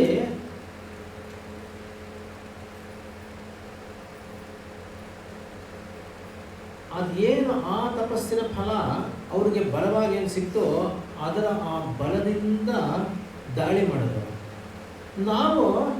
ನಾವೇನು ಮಾಡಬೇಕಿತ್ತೋ ಅದನ್ನು ಮಾಡದೇ ಇದ್ದಿದ್ದಕ್ಕೋಸ್ಕರ ಆ ಬಲವನ್ನು ಕಳ್ಕೊಂಡ್ವಿ. ಆದ್ದರಿಂದ ನಮ್ಮ ಮೇಲೆ ದಾಳಿನೂ ಮಾಡಿದ್ರು, ನಮ್ಮಲ್ಲಿರುವಂತಹ ಧರ್ಮಾಚರಣೆ ಎಲ್ಲ ಶಿಥಿಲವಾಗ್ತಾ ಉಂಟು. ಶಿಥಿಲವಾದರೂ ಕೂಡ ಪೂರ್ತಿ ನಾಶವಾಗಲಿಲ್ಲ, ಅದು ಇರೋದು. ಮತ್ತೆ ಮತ್ತೆ ಮತ್ತೆ ಮತ್ತೆ ವಾಪಸ್ಸು ಜಾಗೃತವಾಗ್ತಾನೇ ಇತ್ತು. ಎಷ್ಟು ದಾಳಿಗಳಾದರೂ ಕೂಡ, ಸಾವಿರಾರು ಲಕ್ಷಾಂತರ ಜನ ಪ್ರಾಣ ಕಳ್ಕೊಂಡ್ರೂ ಕೂಡ, ಆಸ್ತಿ ಪಾಸ್ತಿಗಳು ಹೋದರೂ ಕೂಡ, ರಾಜ್ಯಗಳನ್ನು ಕಳ್ಕೊಂಡ್ರೂ ಕೂಡ ಮತ್ತೆ ಮತ್ತೆ ಚೇತರಿಸ್ಕೊಂಡು ಬಂತು. ಯಾತಕ್ಕೆ ಅಂದರೆ, ಯಾರೋ ಒಬ್ರು ಇರ್ತಾರೆ, ಅವ್ರಿಗೊಬ್ಬ ಗುರು ಇರ್ತಾನೆ, ಅವನೇನೋ ಮಾರ್ಗದರ್ಶನ ಮಾಡ್ತಾನೆ. 10 ಜನರಲ್ಲಿ 4 ಜನ 5 ಜನ ಸರಿ ಇಲ್ಲದೆ ಇದ್ರು, ಇನ್ನು 5 ಜನ ಯಾರು ಸರಿ ಇರ್ತಾರೋ ಅವರಿಂದ ಇದ್ದಂತಹ ಬಲ ಅದನ್ನು ಶತ್ರುಗಳನ್ನು ನಿಬರ್ಹಣ ಮಾಡುವಂತಹ ಒಂದು ಸಾಮರ್ಥ್ಯವನ್ನು, ಶಕ್ತಿಯನ್ನು ತುಂಬಿ ಅದನ್ನು ವಾಪಸ್ಸು ನಿಲ್ಲಿಸೋ ತರಹ ಮಾಡಿತು. ಆದರೆ ಯಾವಾಗ ಬುದ್ಧಿಮಟ್ಟದಲ್ಲೇ ಜನ ಪೆಟ್ಟು ಬಿದ್ದುಬಿಟ್ರೆ, ಎಲ್ಲದಕ್ಕೂ ಕೂಡ ಮೂಲ ಬುದ್ಧಿ, ಆಧ್ಯಾತ್ಮಿಕ ಚಿಂತನೆಗೂ ಕೂಡ ಬೇಕಾಗಿರೋದು ಅದೇನೆ, ಮನಸ್ಸು ಬುದ್ಧಿಗಳೇ. ಯಾಕೆಂದರೆ ಕ್ಷೇತ್ರವಾಗಲಿ ಪ್ರತ್ಯೇಗಾತ್ಮನಾಗಲಿ ಏನೂ ಬದಲಾಗೋದಿಲ್ಲ. ಅಲ್ಲಾಗೋ ಕ್ರಿಯೆ ಅಲ್ಲಾಗ್ತಾ ಇರುತ್ತೆ. ಇಲ್ಲಿ ಏನು ಮಾಡಿದೆ, ಏನೂ ಮಾಡಿದೆ, ಸುಮ್ಮನೆ ಕೂತ್ಕೊಂಡು ಸುಮ್ಮನೆ ಕೂತೇ ಇರ್ತಾನೆ.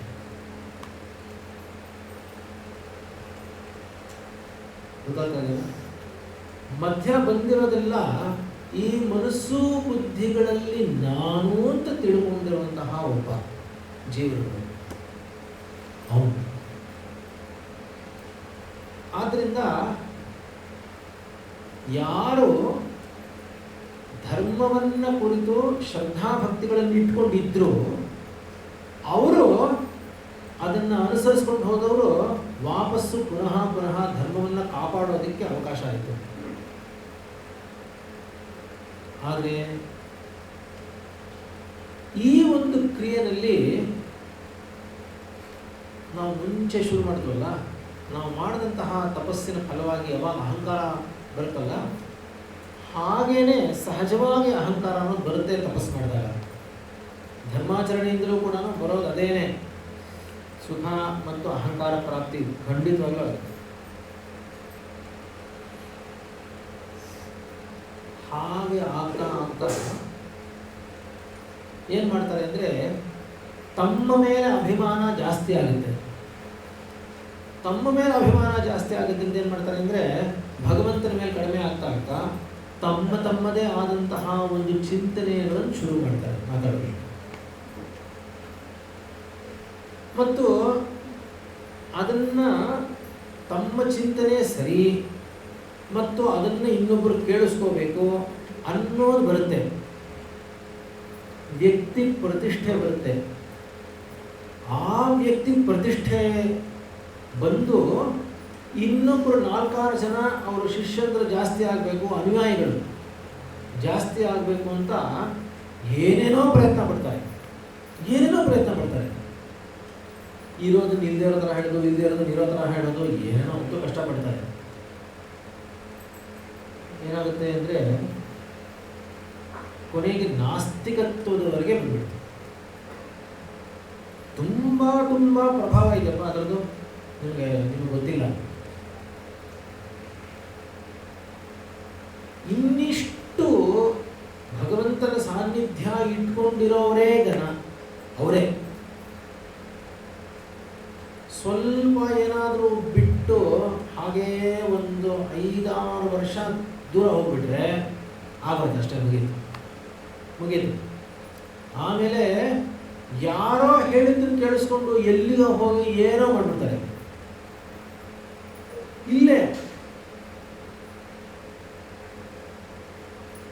ಇಲ್ಲಿನ ಸಂಪರ್ಕಕ್ಕೆ ಬಂದಿರೋಂಥವ್ರು ಈಗಲ್ಲ, ವರ್ಷಗಟ್ಟಲೆಯಿಂದ ಸಂಪರ್ಕಕ್ಕೆ ಇದ್ದಂಥವರು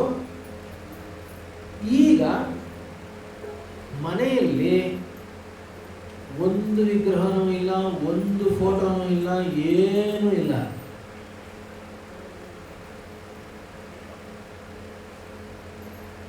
ಆಶ್ಚರ್ಯ ಆಗುತ್ತೆ. ಅವರ ಪೂರ್ವಿಕರು ಸುಮಾರು 5 ತಲೆಮಾರಿಂದ ಬರ್ತಾ ಇರುವಂಥವ್ರು. ಅವ್ರ ಪೂರ್ವಿಕರೆಲ್ಲ ಎಲ್ಲ ಸಾಮಾನ್ಯರೇ, ಆದರೆ ತತ್ವದಲ್ಲಿ ಸಾಕಷ್ಟು ಸಾಧನೆ ಮಾಡಿದವರು. ಏನು ಕೇವಲ ತತ್ವಗಳನ್ನು ಇಟ್ಕೊಂಡೇ ಸಾಧನೆ ಮಾಡಿದವರು. ಅಂಥವರ ಮನೆಗಳು ಕೂಡ ಇವತ್ತಿನ ದಿವಸ ಎಲ್ಲಿವರೆಗೂ ಬಂದಿದೆ ಅಂದರೆ, ಏನು ಫೋಟೋನಿಂದ ವಿಗ್ರಹನೂ ಏನು ಮಾಡಬೇಕಾಗಿಲ್ಲ ಅಂತ ಸುಮ್ಮನೆ ಚಿಂತನೆ ಮಾಡಿದ್ರೆ ಸಾಕು.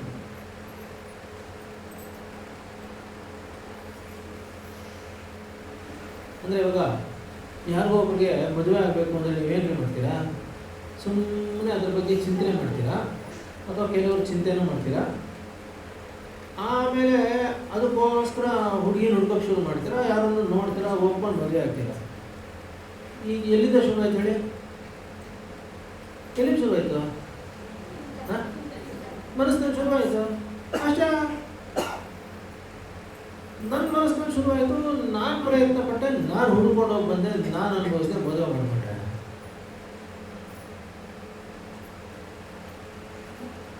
ಅದಕ್ಕೆ ಯಾಕ್ರಿ ಫೋಟೋಗಳನ್ನ ಇಟ್ಕೊಂಡು ದೀಪ ಹಚ್ಚಿ ಎಲ್ಲ ಮಾಡ್ತೀರಾ?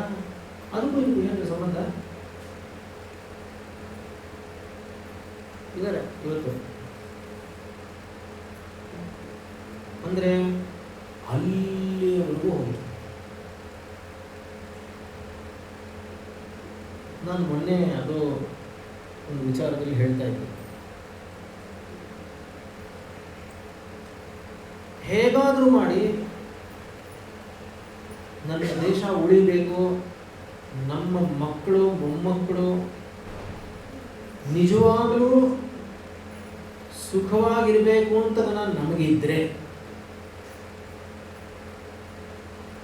ನಿಮಗೆ ನೀವು ಸುಖವಾಗಿರೋದು ಇವಾಗ ನಿಮ್ಮ ಪ್ರಯತ್ನದಿಂದ ಮಾತ್ರ ಅಲ್ಲದೆ, ಇದರಲ್ಲಿ ಭಗವಂತಂದು ಒಂದು ಸ್ವಲ್ಪ ಏನೋ ಇದೆ ಅಂತ ನಾನಾದರೂ ಇದ್ರೆ,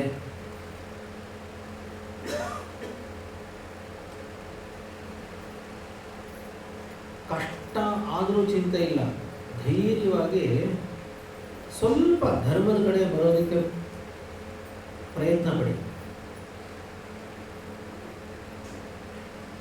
ಇಲ್ಲದೆ ಹೋದರೆ ಇದೇ ಇನ್ನೊಂದು 10-15 ವರ್ಷಗಳಲ್ಲಿ ಇಡೀ ದೇಶ 2 ಭಾಗವಾಗುತ್ತೆ.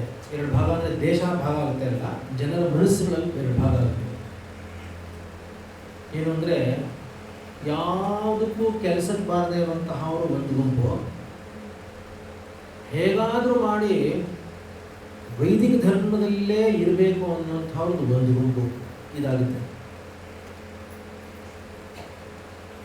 ಏನೂ ಬೆಲೆ ಇರಲ್ಲ, ಯಾವ ಬೆಲೆಯೂ ಇರಲ್ಲ. ಯಾಕೆ ಬೆಲೆ ಇರಲ್ಲ ಅಂತ ಹೇಳ್ತೀನಿ ನೋಡಿ.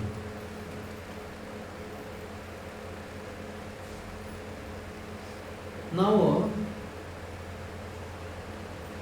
ಸಂಸ್ಕಾರಗಳೆಲ್ಲರಿಗೂ ಹೇಳಿದಾರೋ ಇಲ್ವೋ? ಷೋಡಶ ಸಂಸ್ಕಾರ ಹೇಳಿದಾರೋ ಇಲ್ವೋ? ಹೇಳಿದ. ಎಲ್ಲರೂ ಮಾಡ್ತೀವೋ ಇಲ್ವಾ? ನಾಮಕರಣ ಮಾಡ್ತೀವೋ ಇಲ್ವಾ? ಆಮೇಲೆ ಚೌಲ ಮಾಡ್ತೀವೋ ಇಲ್ವಾ? ನೋಡಪ್ಪ, ಎಲ್ಲ ಸಂಸ್ಕಾರಗಳನ್ನು ಮಾಡ್ತೀವಿ. ಎಲ್ಲ ಸಂಸ್ಕಾರಗಳನ್ನು ಕೂಡ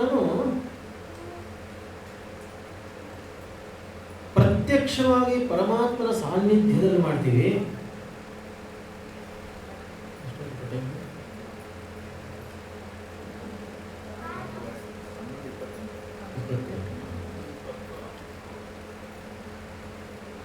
ಪರಮಾತ್ಮನ ಸಾನ್ನಿಧ್ಯದಲ್ಲಿ ಮಾಡ್ತೀವಿ. ಮಾಡಿ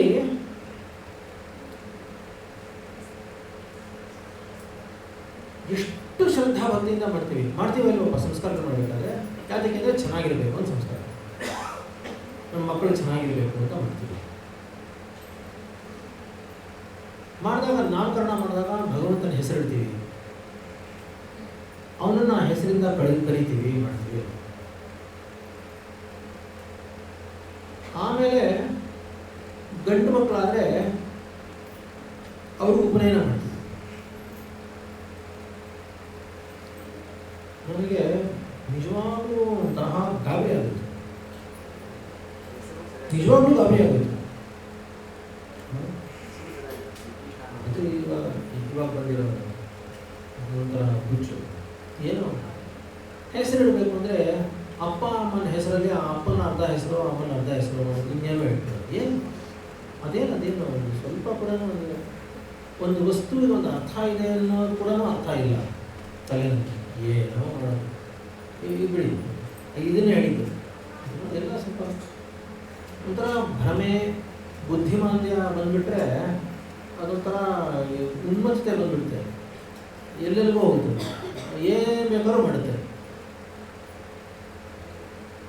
ನೋಡಿ, ಎಲ್ಲ ಸಂಸ್ಕಾರಗಳನ್ನು ಮಾಡಿ ಉಪನಯನ ಮಾಡ್ತೀವಿ. ಉಪನಯನ ಯಾತಕ್ಕೆ ಮಾಡ್ತೀವಿ ಅಂದರೆ ಸೂರ್ಯ ಭಗವಾನನ್ನ ಪ್ರಾರ್ಥನೆ ಮಾಡಿ ತತ್ ಶ್ರೀದುಹು ವರೇಣ್ಯಂ ಭರ್ಗಃ ದೇವಸ್ಯ ಧೀಮಹಿ. ನೆನೆಸ್ಕೊಂಡು ನಿಜವಾಗ್ಲೂ ತತ್ವ ಗೊತ್ತಿರುವಂಥವ್ರು, ಸ್ವಲ್ಪ ವೇದದ ಬಗ್ಗೆ ಶ್ರದ್ಧೆ ಇದ್ದು ಆ ದೇವತಾ ಸಾನ್ನಿಧ್ಯ ಅಂದರೆ ಏನು, ಸೂರ್ಯನು ಅಂದರೆ ಯಾರು ಅಂತ ಗೊತ್ತಿರೋಂಥವ್ರಿಗೆ ಮೈಯೆಲ್ಲ ರೋಮಾಂಚನ ಆಗಬೇಕು. ಅಷ್ಟು ದೊಡ್ಡವನು ಸೂರ್ಯನು ಅಂದರೆ, ಅಷ್ಟು ದೊಡ್ಡವನು. ಅವನನ್ನು ಪ್ರಮಾಣವಾಗಿ ಇಟ್ಕೊಂಡು ತಂದೆ ಅದನ್ನು ಮುಂಚೆ ಜಪ ಮಾಡಿ, ಅವರು ಸಂಧ್ಯಾ ವಂದನೆ ಮಾಡ್ತಾ ಇದ್ರೋ ಇಲ್ವೋ ಮುಂಚೆ ಬಿಟ್ಬಿಡೋಣ, ಮಗನ ಉಪನಯನ ಮಾಡಬೇಕು ಅನ್ನೋದಕ್ಕೋಸ್ಕರ ಅದನ್ನು ಸಂಧ್ಯಾ ವಂದನೆ ಕಲಿತು ಶ್ರದ್ಧೆಯಿಂದ ಆಮೇಲೆ 24,000 ಗಾಯತ್ರಿ ಮಾಡಿ ಆಮೇಲೆ ಉಪದೇಶ ಮಾಡಿ ಎಲ್ಲ ಮಾಡ್ತಾರೆ. ಯಾತಕ್ಕೆ ಮಾಡ್ತಾರೆ? ಇನ್ನಿಂಥವ್ರು ಕೂಡ ಮುಂಚೆ ಮಾಡ್ತಾರೆ. ಯಾಕೆಂದರೆ ಮದುವೆ ಮಾಡಬೇಕಲ್ಲ, ಮದುವೆ ಆಗೋದಕ್ಕೆ ಮುಂಚೆನಾದ್ರೂ ಮುಂಚೆ ಆಗಿರಬೇಕು ಅನ್ನೋದನ್ನ ಇಟ್ಕೊಂಡಾದ್ರೂ ಮುಂಚೆ ಮಾಡ್ತಾರಪ್ಪ.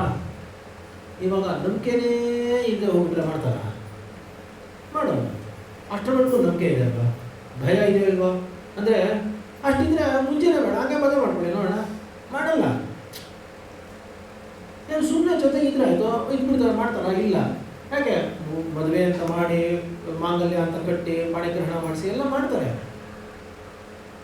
ಏನಿಲ್ಲ ಅಂದರೂ ಅಟ್ಲೀಸ್ಟ್ ದೇವಸ್ಥಾನಕ್ಕಾದರೂ ಹೋಗಿ ಆ ಭಗವಂತನ ಸಾನ್ನಿಧ್ಯದಲ್ಲೊಂದು ವರಮಾಲೆ ಹಾಕಿ ಎಲ್ಲ ಏನೋ ಮಾಡ್ತಾರಲ್ಲಪ್ಪ, ಕನಿಷ್ಠ ಪಕ್ಷ ಅಷ್ಟಾದರೂ ಮಾಡ್ತಾರ? ಸಾನ್ನಿಧ್ಯದಲ್ಲಾದರೂ ಮಾಡ್ತಾರ? ಅಂದರೆ ಇದಕ್ಕೆ ಭಗವಂತನ ಸಾಕ್ಷಿ ಅಂತ ಮಾಡ್ತಾರೋ ಇಲ್ಲಪ್ಪ. ಇವಾಗ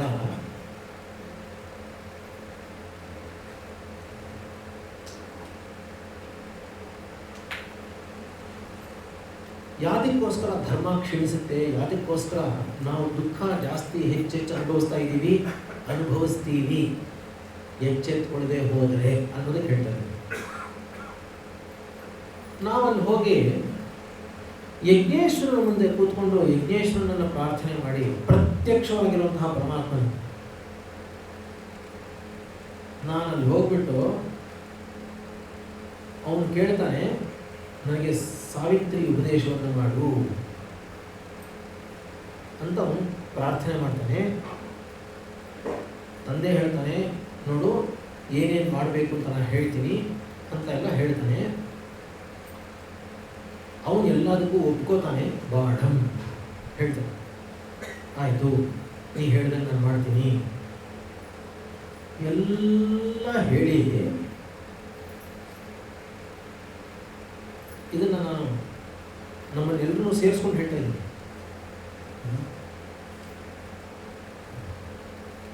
ಎಷ್ಟು ಧೈರ್ಯ ರೀ ನಮಗೆ ನಿಜವಾಗ್ಲೂ. ಇವಾಗ ಭಯ ಆಗುತ್ತೆ. ಏನು ಇವಾಗ ಭಯ ಪಟ್ರೆ? ಪರಮಾತ್ಮ ಮುಂದೆ ಪ್ರಮಾಣ ಮಾಡಿ ನಾನು ಸಾವಿತ್ರಿ ಉಪದೇಶ ಮಾಡ್ತೀನಿ, ಅವನನ್ನು ಗುರುಕುಲಕ್ಕೆ ಕಳಿಸ್ತೀನಿ, ಅವನು ವೇದಾಧ್ಯಯನ ಮಾಡ್ತಾನೆ ಅಂತೆಲ್ಲ ಅವನ ಮುಂದೆ ಹೇಳಿಬಿಟ್ಟು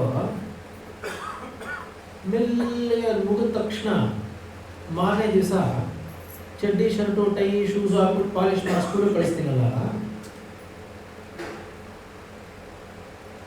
ಏನು ಯಜ್ಞೇಶ್ವರ ಅಂದರೆ ಏನು ಸುಮ್ಮನೆ ಅಂದ್ಕೊಂಡಿದೀವ? ಬರೆ ಹಾಕ್ತಾನೆ. ಯಾರಾದರೂ ಆಗಿರ್ಬೋದು. ಅದು ನಾನು ಯಾವ್ದಕ್ಕೆ ಈ ಮಾತು ಹೇಳ್ತಾ ಇದ್ದೀನಿ ಅಂದರೆ, ಪಶ್ಚಾತ್ತಾಪ ಕಾಡ್ತಾ ಇದೆ. ಹಾಗೆ ಎಂಥ ತಪ್ಪು ಮಾಡಿಬಿಟ್ಟು ಯಾಕೆಂದ್ರೆ ಮಕ್ಕಳು ಹೇಳ್ತಾರೆ, ಇವಾಗ ಇವರೆಲ್ಲ ಬಂದಿರೋದು ನಮಗೆ ಆ ಶಾಲೆ ಬೇಡ ಅಂತ. ಇವಾಗ ಇದು ಬೇಕು ಅಂತ ಅನ್ನೋದು ಏನೋ ಒಂದು ಸ್ವಲ್ಪ ಇರ್ಬೋದು, ಆದರೆ ಅದರ ಗಾಂಭೀರ್ಯ ಇನ್ನೂ ಗೊತ್ತಿರೋಲ್ಲ. ಆದರೆ ಬರ್ತಾ ಬರ್ತಾ ಬರ್ತಾ ಬರ್ತಾ ಅದರ ತೂಕ ಏನು ಅನ್ನೋದು ಗೊತ್ತಾಗ್ತಾ ಹೋಗುತ್ತೆ. ಮುಖಾಲ್ಪಾಲು ನಮ್ಮ ಪ್ರಮುಖ ಪೂಜ್ಯ ಸ್ವಾಮಿಗಳು ಹೇಳಿದ್ರು ಒಂದು ದಿವಸ, ಆ ದಿನ ಆದಷ್ಟು ಬೇಗ ಬರಲಿ ಅಂತ ನಮ್ರತೆಯಿಂದ ಪ್ರಾರ್ಥನೆ ಮಾಡ್ತೀನಿ. ಕಾರಣಾಂತರಗಳಿಂದ ಹೇಳಿದ್ರಲ್ಲ, ದಾಳಿಗಳಾಗಿ ಶತ್ರುಗಳ ಹತ್ರ ಇದ್ದು ಏನೋ ಮಾಡಿ ಭಯದಿಂದ ಬುದ್ಧಿ ಭ್ರಮಣೆಯಿಂದ ಧರ್ಮಾಚರಣೆ ಮಾಡೋದಕ್ಕೂ ಭಯ ಬಂದ್ಬಿಡುತ್ತೆ. ಆದರೆ ಸ್ವಾತಂತ್ರ್ಯ ಬಂದಾಗಿದೆಯಲ್ಲ, ಇನ್ನೂ ಯಾಕೆ ಭಯ? ಯಾಕೆ ಅಂದರೆ ಅದರ ಹಿಂದಿನ ಗೀಳು ಇನ್ನೂ ಇದೆ ಅಂತ. ಆ ಗೀಳು ಎಷ್ಟಿದೆ ಅಂದರೆ, ನಂದನ್ನ ನಾನು ಮರೆತು ತುಳಿದು ಬಿಸಾಕಿ ಎಲ್ಲ ಮಾಡಿದ್ರೂ ಚಿಂತೆ ಇಲ್ಲ, ಅದನ್ನೇ ಇಟ್ಕೋಬೇಕು ಅನ್ನೋ ಒಂದು ಇದು. ಧರ್ಮ ಕಾಪಾಡಬೇಕು, ಧರ್ಮವಾಗಿರ್ಬೇಕು ಅಂತ ಸುಮ್ಮನೆ ಮಾತಲ್ಲಿ ಯಾತಕ್ಕೆ ಹೇಳ್ತೀರಿ? ಇಲ್ಲಿ ಹಾಗೆ ಇರ್ಬೋದಲ್ಲ. Is that not hypocrisy? ಸುಳ್ಳಲ್ಲ? ಪರಮಾತ್ಮನಿಂದ ನಾವು ಮಾಡ್ತಾರೋ ಸುಳ್ಳು ಹೌದಾ ಅಲ್ಲಪ್ಪ? ನಾನು ಪರಮಾತ್ಮನ ಹತ್ರ ಎದುರುಗಡೆ ಪ್ರಮಾಣ ಮಾಡೋದೇನೋ ಮಾಡೋದು, ನಾನು ಗುರುಕುಲಕ್ಕೆ ಕಳಿಸ್ತೀನಿ, ಅದು ಮಾಡ್ತೀನಿ, ಇದು ಮಾಡ್ತೀನಿ, ಗಾಯತ್ರಿ ಮಾಡಿಸ್ತೀನಿ, ವೇದಾಧ್ಯಯನ ಮಾಡಿಸ್ತೀನಿ ಅಂತ ಹೇಳೋದು. ಅವನು ಅದನ್ನು ಮರ್ತೋಗೋವರೆಗೆ ಅವನು ಬೇರೆ ಸಂಸ್ಕಾರ ಕೊಡೋದು, ಬೇರೆ ವಾತಾವರಣ ಕೊಡೋದು. ಮಾಡ್ತೀವೋ ಇಲ್ವಾ? ಇವಾಗ ನೀವು ಸುಮ್ಮನೆ ಬಿಡ್ತೀನಿ ಅನ್ಕೊಂಡಿದ್ದೀರಾ? ನಾನೇ ಆಗಿರ್ಬೋದಪ್ಪ. ಇವತ್ತಿನ ದಿವಸ ನಮ್ಮ ಮಕ್ಕಳು ಹೇಳಕ್ಕೆ ಶುರು ಮಾಡಿದ್ದಾರೆ. ನಾನದು ಮುಕ್ತವಾಗಿ ಘಂಟಾಘೋಷವಾಗಿ ಹೇಳ್ತೀನಿ. ಯಾಕೆ ಹೇಳ್ತೀನಿ ಅಂದರೆ, ನಿಮಗೆ ಗೊತ್ತಿರುವಂತಹ ತಂದೆ ತಾಯಂದರು ಮಕ್ಕಳು ಒಳ್ಳೆಯ ಸಂಸ್ಕಾರ ಇದ್ದು ಅವರು ವೇದವಿದ್ಯೆ ಕಲಿಬೇಕು ಅನ್ನೋದಿದ್ದರೆ ದಯವಿಟ್ಟು ಅವರನ್ನು ಈ ಲೌಕಿಕ ವಿದ್ಯೆಗೆ ಕಳಿಸ್ಬೇಡಿ. ಏನೇನು ಭಿಕ್ಷೆ ಬಿಡ್ಬಿಡ್ತಾರೆ ರೀ, ಏನೂ ಗೊತ್ತಿಲ್ಲದೆ ಇರುವಂತಹ, ಏನು ಅಂದರೆ ಏನೂ ಗೊತ್ತಿರಲ್ಲ. ಇವಾಗಿನ ದೇವಸ್ಥಾನಗಳಲ್ಲಿ ನೀವು ಬೀದಿಗೆ ದೇವಸ್ಥಾನ ಇರ್ತದ, ಅಲ್ಲಿ ದೇವಸ್ಥಾನದಲ್ಲಿ ಗಂಟೆ ಮಾಡಿ ಸುಮ್ಮನೆ ಹಿಂಗೆ ಅಂತಾರೆ, ಮಂಗಳಾರತಿ ಮಾಡ್ತಾರೆ. ನೋಡಿದ್ದೀರ ನೀವು? ಮಂತ್ರ ಬರೋಲ್ಲ, ಸುಮ್ಮನೆ ಮಂಗಳಾರತಿ ಮಾಡಿಕೊಡ್ತಾರಪ್ಪ. ಮಂಗಳಾರತಿ ಮಾಡಿಕೊಡೋರಿಗೆ 30,000 35,000 ಸಂಬಳ ಇದಿರಲಿ. ವೇದ ವಿದ್ಯೆ ಚೆನ್ನಾಗಿ ಕಲಿತು ಮಾಡಿ ವಿದ್ವಾಂಸರಾದರೆ ಅವ್ರು ಕಷ್ಟ ಬರುತ್ತಾ? ಯಾಕೆ ಅಷ್ಟು ಅಪನಂಬಿಕೆನ ಭಗವಂತನ ಮೇಲೆ, ಅವನು ಹಾಕಿರೋ ದಾರಿ ಮೇಲೆ? ನಾನು ಯಾಕೆ ಇಷ್ಟು ಮುಕ್ತವಾಗಿ ಹೇಳ್ತಾ ಇದ್ದೀನಿ ಗೊತ್ತಾ?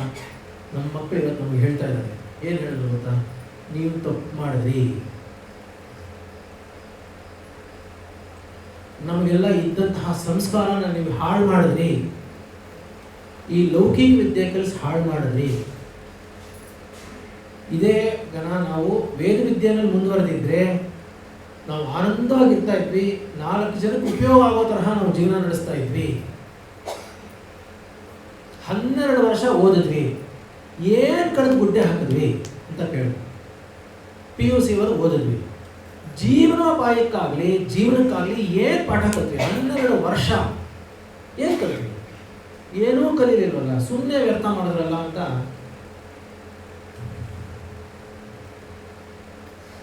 ಹೇಗಪ್ಪ ಇದೆಲ್ಲ ಹೊರಗೆ ಬರೋದು ಯೋಚನೆ.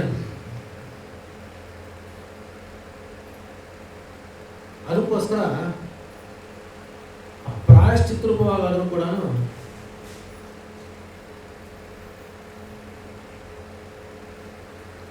ಈ ಮಕ್ಕಳಿಗೆಲ್ಲ ಒಳ್ಳೆಯ ಒಂದು ವಾತಾವರಣ ಕಲ್ಪಿಸಿ ಶಂಕರರ ಸಿದ್ಧಾಂತ ಮತ್ತು ಧರ್ಮ ಚೆನ್ನಾಗಿ ಉಳಿಬೇಕು. ಅದಕ್ಕೋಸ್ಕರ ಜೀವನ ಪೂರ್ತಿ ಅದಕ್ಕೋಸ್ಕರ ಮುಡುಪಾಗಿರಬೇಕು ಅನ್ನೋ ತರಹ ತೀರ್ಮಾನ. ಅದಕ್ಕೆ ಅನುಗ್ರಹ ಮತ್ತು ಮತ್ತು ಸಾಮರ್ಥ್ಯ, ಬೆಂಬಲ ಎಲ್ಲ ಮಾರ್ಗದರ್ಶನ ನಮ್ಮ ಪರಮಪೂಜ್ಯ ಸ್ವಾಮಿಗಳು ಕೊಟ್ಟರು. ಆದ್ದರಿಂದ ಒಂದು ಅವಕಾಶ ಕೊಟ್ಟಿದ್ದಾನೆ ಪರಮಾತ್ಮ. ಆದ್ದರಿಂದ ಬೇರೆ ಯಾರಿಗೋ ಮೋಸ ಮಾಡೋದು ಅಂತಲ್ಲ, ನಿಮಗೆ ನೀವು ಮೋಸ ಮಾಡ್ಕೊಳ್ತಾ ಇದ್ರೆ ಸಾಕು. ಭಗವಂತನ ಮುಂದೆ ಹೇಳೋದೊಂದು, ನಾನು ಮಾಡೋದೊಂದು ಮಾತ್ರ ಖಂಡಿತವಾಗ್ಲೂ ಮಾಡಬೇಡಿ. ಅನಿವಾರ್ಯ ಪರಿಸ್ಥಿತಿ, ಶಾಸ್ತ್ರದಲ್ಲಿ ಅದಕ್ಕೂ ಜಾಗ ಇದೆ. ಅನಿವಾರ್ಯ ಪರಿಸ್ಥಿತಿ ಇದ್ದರೆ ಆಗ ಇನ್ನೊಂದು ವೃತ್ತಿಯನ್ನು ಆಶ್ರಯಿಸಬಹುದು ಅಂತ ಇದೆ. ಅನಿವಾರ್ಯ ಪರಿಸ್ಥಿತಿ ಗೊತ್ತಾಯ್ತಲ್ವ? ಆದರೆ ನನಗಿರೋದೇ ಇವಾಗ ಅನಿವಾರ್ಯ ಪರಿಸ್ಥಿತಿ ಅಂತ ಪ್ರತಿಯೊಬ್ಬನು ಅವನೇ ಅನ್ಕೊಂಡ್ಬಿಟ್ರೆ ಅವಾಗ ಮೋಸ ಮಾಡಿದಾಗ. ಆದ್ದರಿಂದ ಶಂಕರನ ಚರಿತ್ರೆಯನ್ನು ಯಾತಕ್ಕೆ ಹೇಳ್ತಾ ಇದ್ದೀವಿ ಅಂದರೆ, ಶಂಕರರನ್ನು ನಂಬಿ ಅವರು ಧರ್ಮವನ್ನು ಉಳಿಸೋದಕ್ಕೋಸ್ಕರ ಮಾಡಿದ್ರು ಅಂದರೆ, ಅದನ್ನು ಉಳಿಬೇಕಾದ್ರೆ, ನನ್ನ ದೇಶ ಉಳಿಬೇಕು ಅಂತಿದ್ರೆ ವೇದ ಉಳಿಲೇಬೇಕು. ನಮ್ಮ ಸ್ಮೃತಿಗಳು, ಪುರಾಣಗಳು, ಇತಿಹಾಸ ಉಳಿಬೇಕು. ಅದನ್ನು ಅಧ್ಯಯನ ಮಾಡುವಂಥವ್ರು ಇರಬೇಕು. ಅಮರಚಿತ್ರಕಥಾ ಓದೋದೇ ಬರೋಲ್ಲ. ಗುರುಮುಖೇನ ಚಿತ್ತಶುದ್ಧಿಯಿಂದ ಅದಕ್ಕೋಸ್ಕರ ತಪಸ್ಸು ಮಾಡಿದ್ರೆ ಮಾತ್ರ ಬರುತ್ತೆ, ಇಲ್ಲದೆ ಇದ್ರೆ ಬರೋಲ್ಲ. ಇಲ್ಲದೆ ಇದ್ರೆ ನಾವು ನಮ್ಮ ಕಣ್ಣು ಮುಂದೆನೆ ನಮ್ಮ ಮಕ್ಕಳು ಬೇರೆ ದಾರಿ ಹೋಗ್ತಾ ಇರೋದನ್ನ ನೋಡಿ ನಾವೇ ದುಃಖ ಪಡ್ತೀವಿ.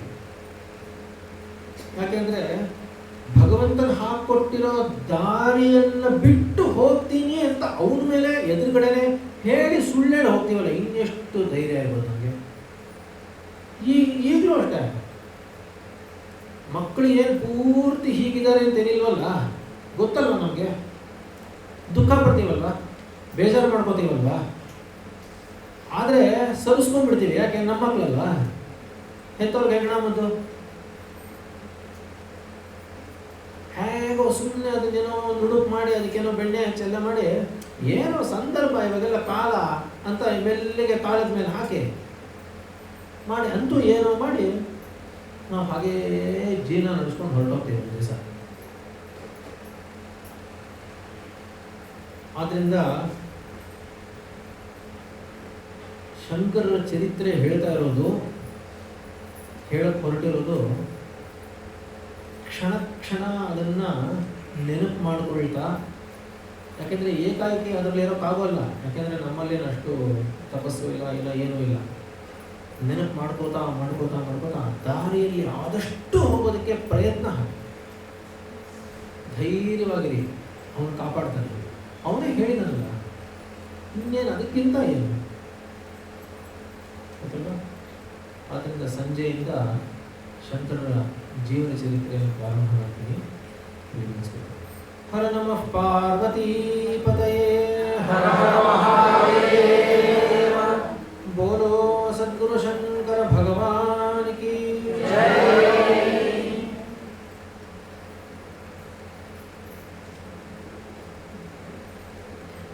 ಇನ್ನು ಸುಮಾರು ಇನ್ನೊಂದು 2-3 ವರ್ಷಗಳ ಒಳಗೆ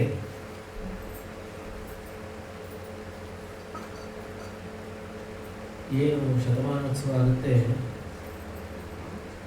ಅದರ ಒಳಗೆ ಬ್ರಾಹ್ಮಣೇತರರಿಗೂ ಕೂಡ,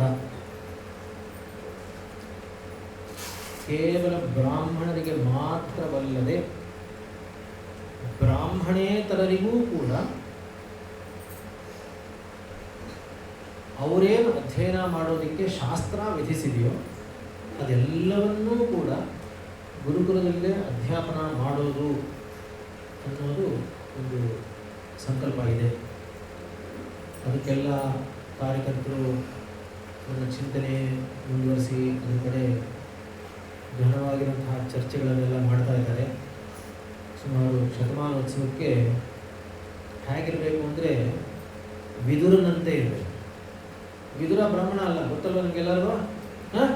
ವಿದುರ ಬ್ರಾಹ್ಮಣ ಅಲ್ಲ, ಆದರೆ ಇಡೀ ಹಸ್ತಿನಾಪುರ ಸಾಮ್ರಾಜ್ಯವನ್ನು ಮಾರ್ಗದರ್ಶನ ಮಾಡೋಷ್ಟು ಅವನಲ್ಲಿ ಜ್ಞಾನ ಇತ್ತು. ಎಲ್ಲಿಂದ ಬಂತು? ಫಿಸಿಕ್ಸ್ ಓದಿದ್ರ ಅಥವಾ ಲಾ ಓದಿದ್ರ, ಮ್ಯಾನೇಜ್ಮೆಂಟ್ ಓದಿದ್ರ, ಏನು ಯಾವ ಕಾಲೇಜ್ ಓದಿದ್ರು? ಅವರು ಗುರುಕುಲಕ್ಕೆ ತಾನೇ ಹೋಗಿರೋದು. ಎಲ್ಲಿತ್ತು ಹಾಗಾದ್ರೆ ಆ ಜ್ಞಾನ ಎಲ್ಲ? ಎಲ್ಲಿಂದ ಪಡ್ಕೊಂಡ್ರು? ಎಲ್ಲಿಂದ ಪಡ್ಕೊಂಡ್ರು? ಶಾಸ್ತ್ರದಿಂದ, ರಾಮಾಯಣದಿಂದ, ಪುರಾಣಗಳಿಂದ ಅಲ್ವೇನಾ? ಇತಿಹಾಸ ಪುರಾಣಗಳಿಂದ ತಿಳ್ಕೊಂಡ್ರು. ಅವಾಗೆಲ್ಲ ಹಾಗಿದ್ದವರೇನೆ ರಾಜ್ಯ ಹೇಗೆ ನಡಿಬೇಕು ಅನ್ನೋದನ್ನೆಲ್ಲ ಹೇಳ್ತಾ ಇದ್ದವರೇ ಅವರುಗಳು, ಹೌದಲ್ವಾ? ಧರ್ಮದ ಹಿನ್ನೆಲೆ ಇಲ್ಲದೆ ಅದನ್ನೆಲ್ಲ ಓದಿದ್ರೆ ಅವಾಗ ದಾರಿ ತಪ್ಪು ಎಲ್ಲೆಲ್ಲಿಗೂ ಹೊರಟೋಗುತ್ತೆ ದೇಶ. ಆದ್ರಿಂದ ಅದನ್ನೆಲ್ಲ ತಿಳ್ಕೊಳ್ಳುವಂಥವ್ರು ಬರಬೇಕು, ಅವರೇ ತಿಳ್ಕೊಬೇಕಾಗಿರೋದು. ಅವರು ಬ್ರಾಹ್ಮಣ ಆದವನು ಏನಿದ್ರು ಯಜ್ಞಾಗಾದಿಗಳನ್ನು ಮಾಡಬೇಕು, ಇಡೀ ಸಮಾಜ ಚೆನ್ನಾಗಿರ್ಬೇಕು ಅಂತ ಭಗವಂತನಿಗೆ ಪ್ರಾರ್ಥನೆ ಮಾಡಿ ತಪಸ್ಸು ಮಾಡೋದಕ್ಕೆ ಅವನು ಇರಬೇಕು. ಮಿಕ್ಕಿದವ್ರು ಏನು ಮಾಡಬೇಕು? ಇವಾಗ ಅವರು ಸಂಪಾದನೆ ಮಾಡಬೇಕು, ಅದನ್ನೆಲ್ಲ ಮಿಕ್ಕಿದವರೇ ಮಾಡಬೇಕಾಗಿರೋದು. ಸಮಾಜ ಬ್ರಾಹ್ಮಣನನ್ನು ನೋಡ್ಕೋಬೇಕು, ಅದಕ್ಕೆ ಬೇಕಾಗಿರುವಂತಹದ್ದು ಬರುತ್ತೆ ಕಾಲಕ್ರಮದಲ್ಲಿ, ಯಾವಾಗಾದ್ರೂ ಬರಲಿ. ಆದರೆ ವಿದ್ಯೆ ಹೋಗಬಾರ್ದು, ವಿದ್ಯೆ ಬರಬೇಕು. ಆದ್ದರಿಂದ ಅದೊಂದು ದೊಡ್ಡ ಸಂಕಲ್ಪ ಅಲ್ವಾ? ಯಾಕೆಂದರೆ ವೇದ ವಿದ್ಯೆಯನ್ನ ಬ್ರಾಹ್ಮಣೇತರಿಗೆ ಹೇಳಿಲ್ಲ, ಆದರೆ ಶಾಸ್ತ್ರವನ್ನು ಹೇಳಿದೆ, ವ್ಯಾಕರಣವನ್ನು ಹೇಳಿದೆ, ವೇದಾಂತವನ್ನು ಹೇಳಿದೆ, ನ್ಯಾಯವನ್ನು ಹೇಳಿದೆ, ಇತಿಹಾಸ ಪುರಾಣಗಳನ್ನು ಹೇಳಿದೆ. ಬೇಕಾದಷ್ಟಿದೆ ಅಧ್ಯಯನ ಮಾಡೋದು. ಒಂದು ಜನ್ಮದಲ್ಲಿ ಸಾಕಾಗಲ್ಲ, ಅಷ್ಟಿದೆ.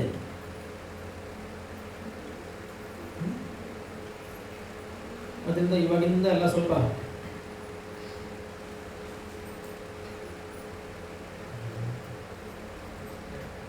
ಇವೆಲ್ಲ ಇಲ್ಲೇ ಇರಲಿ.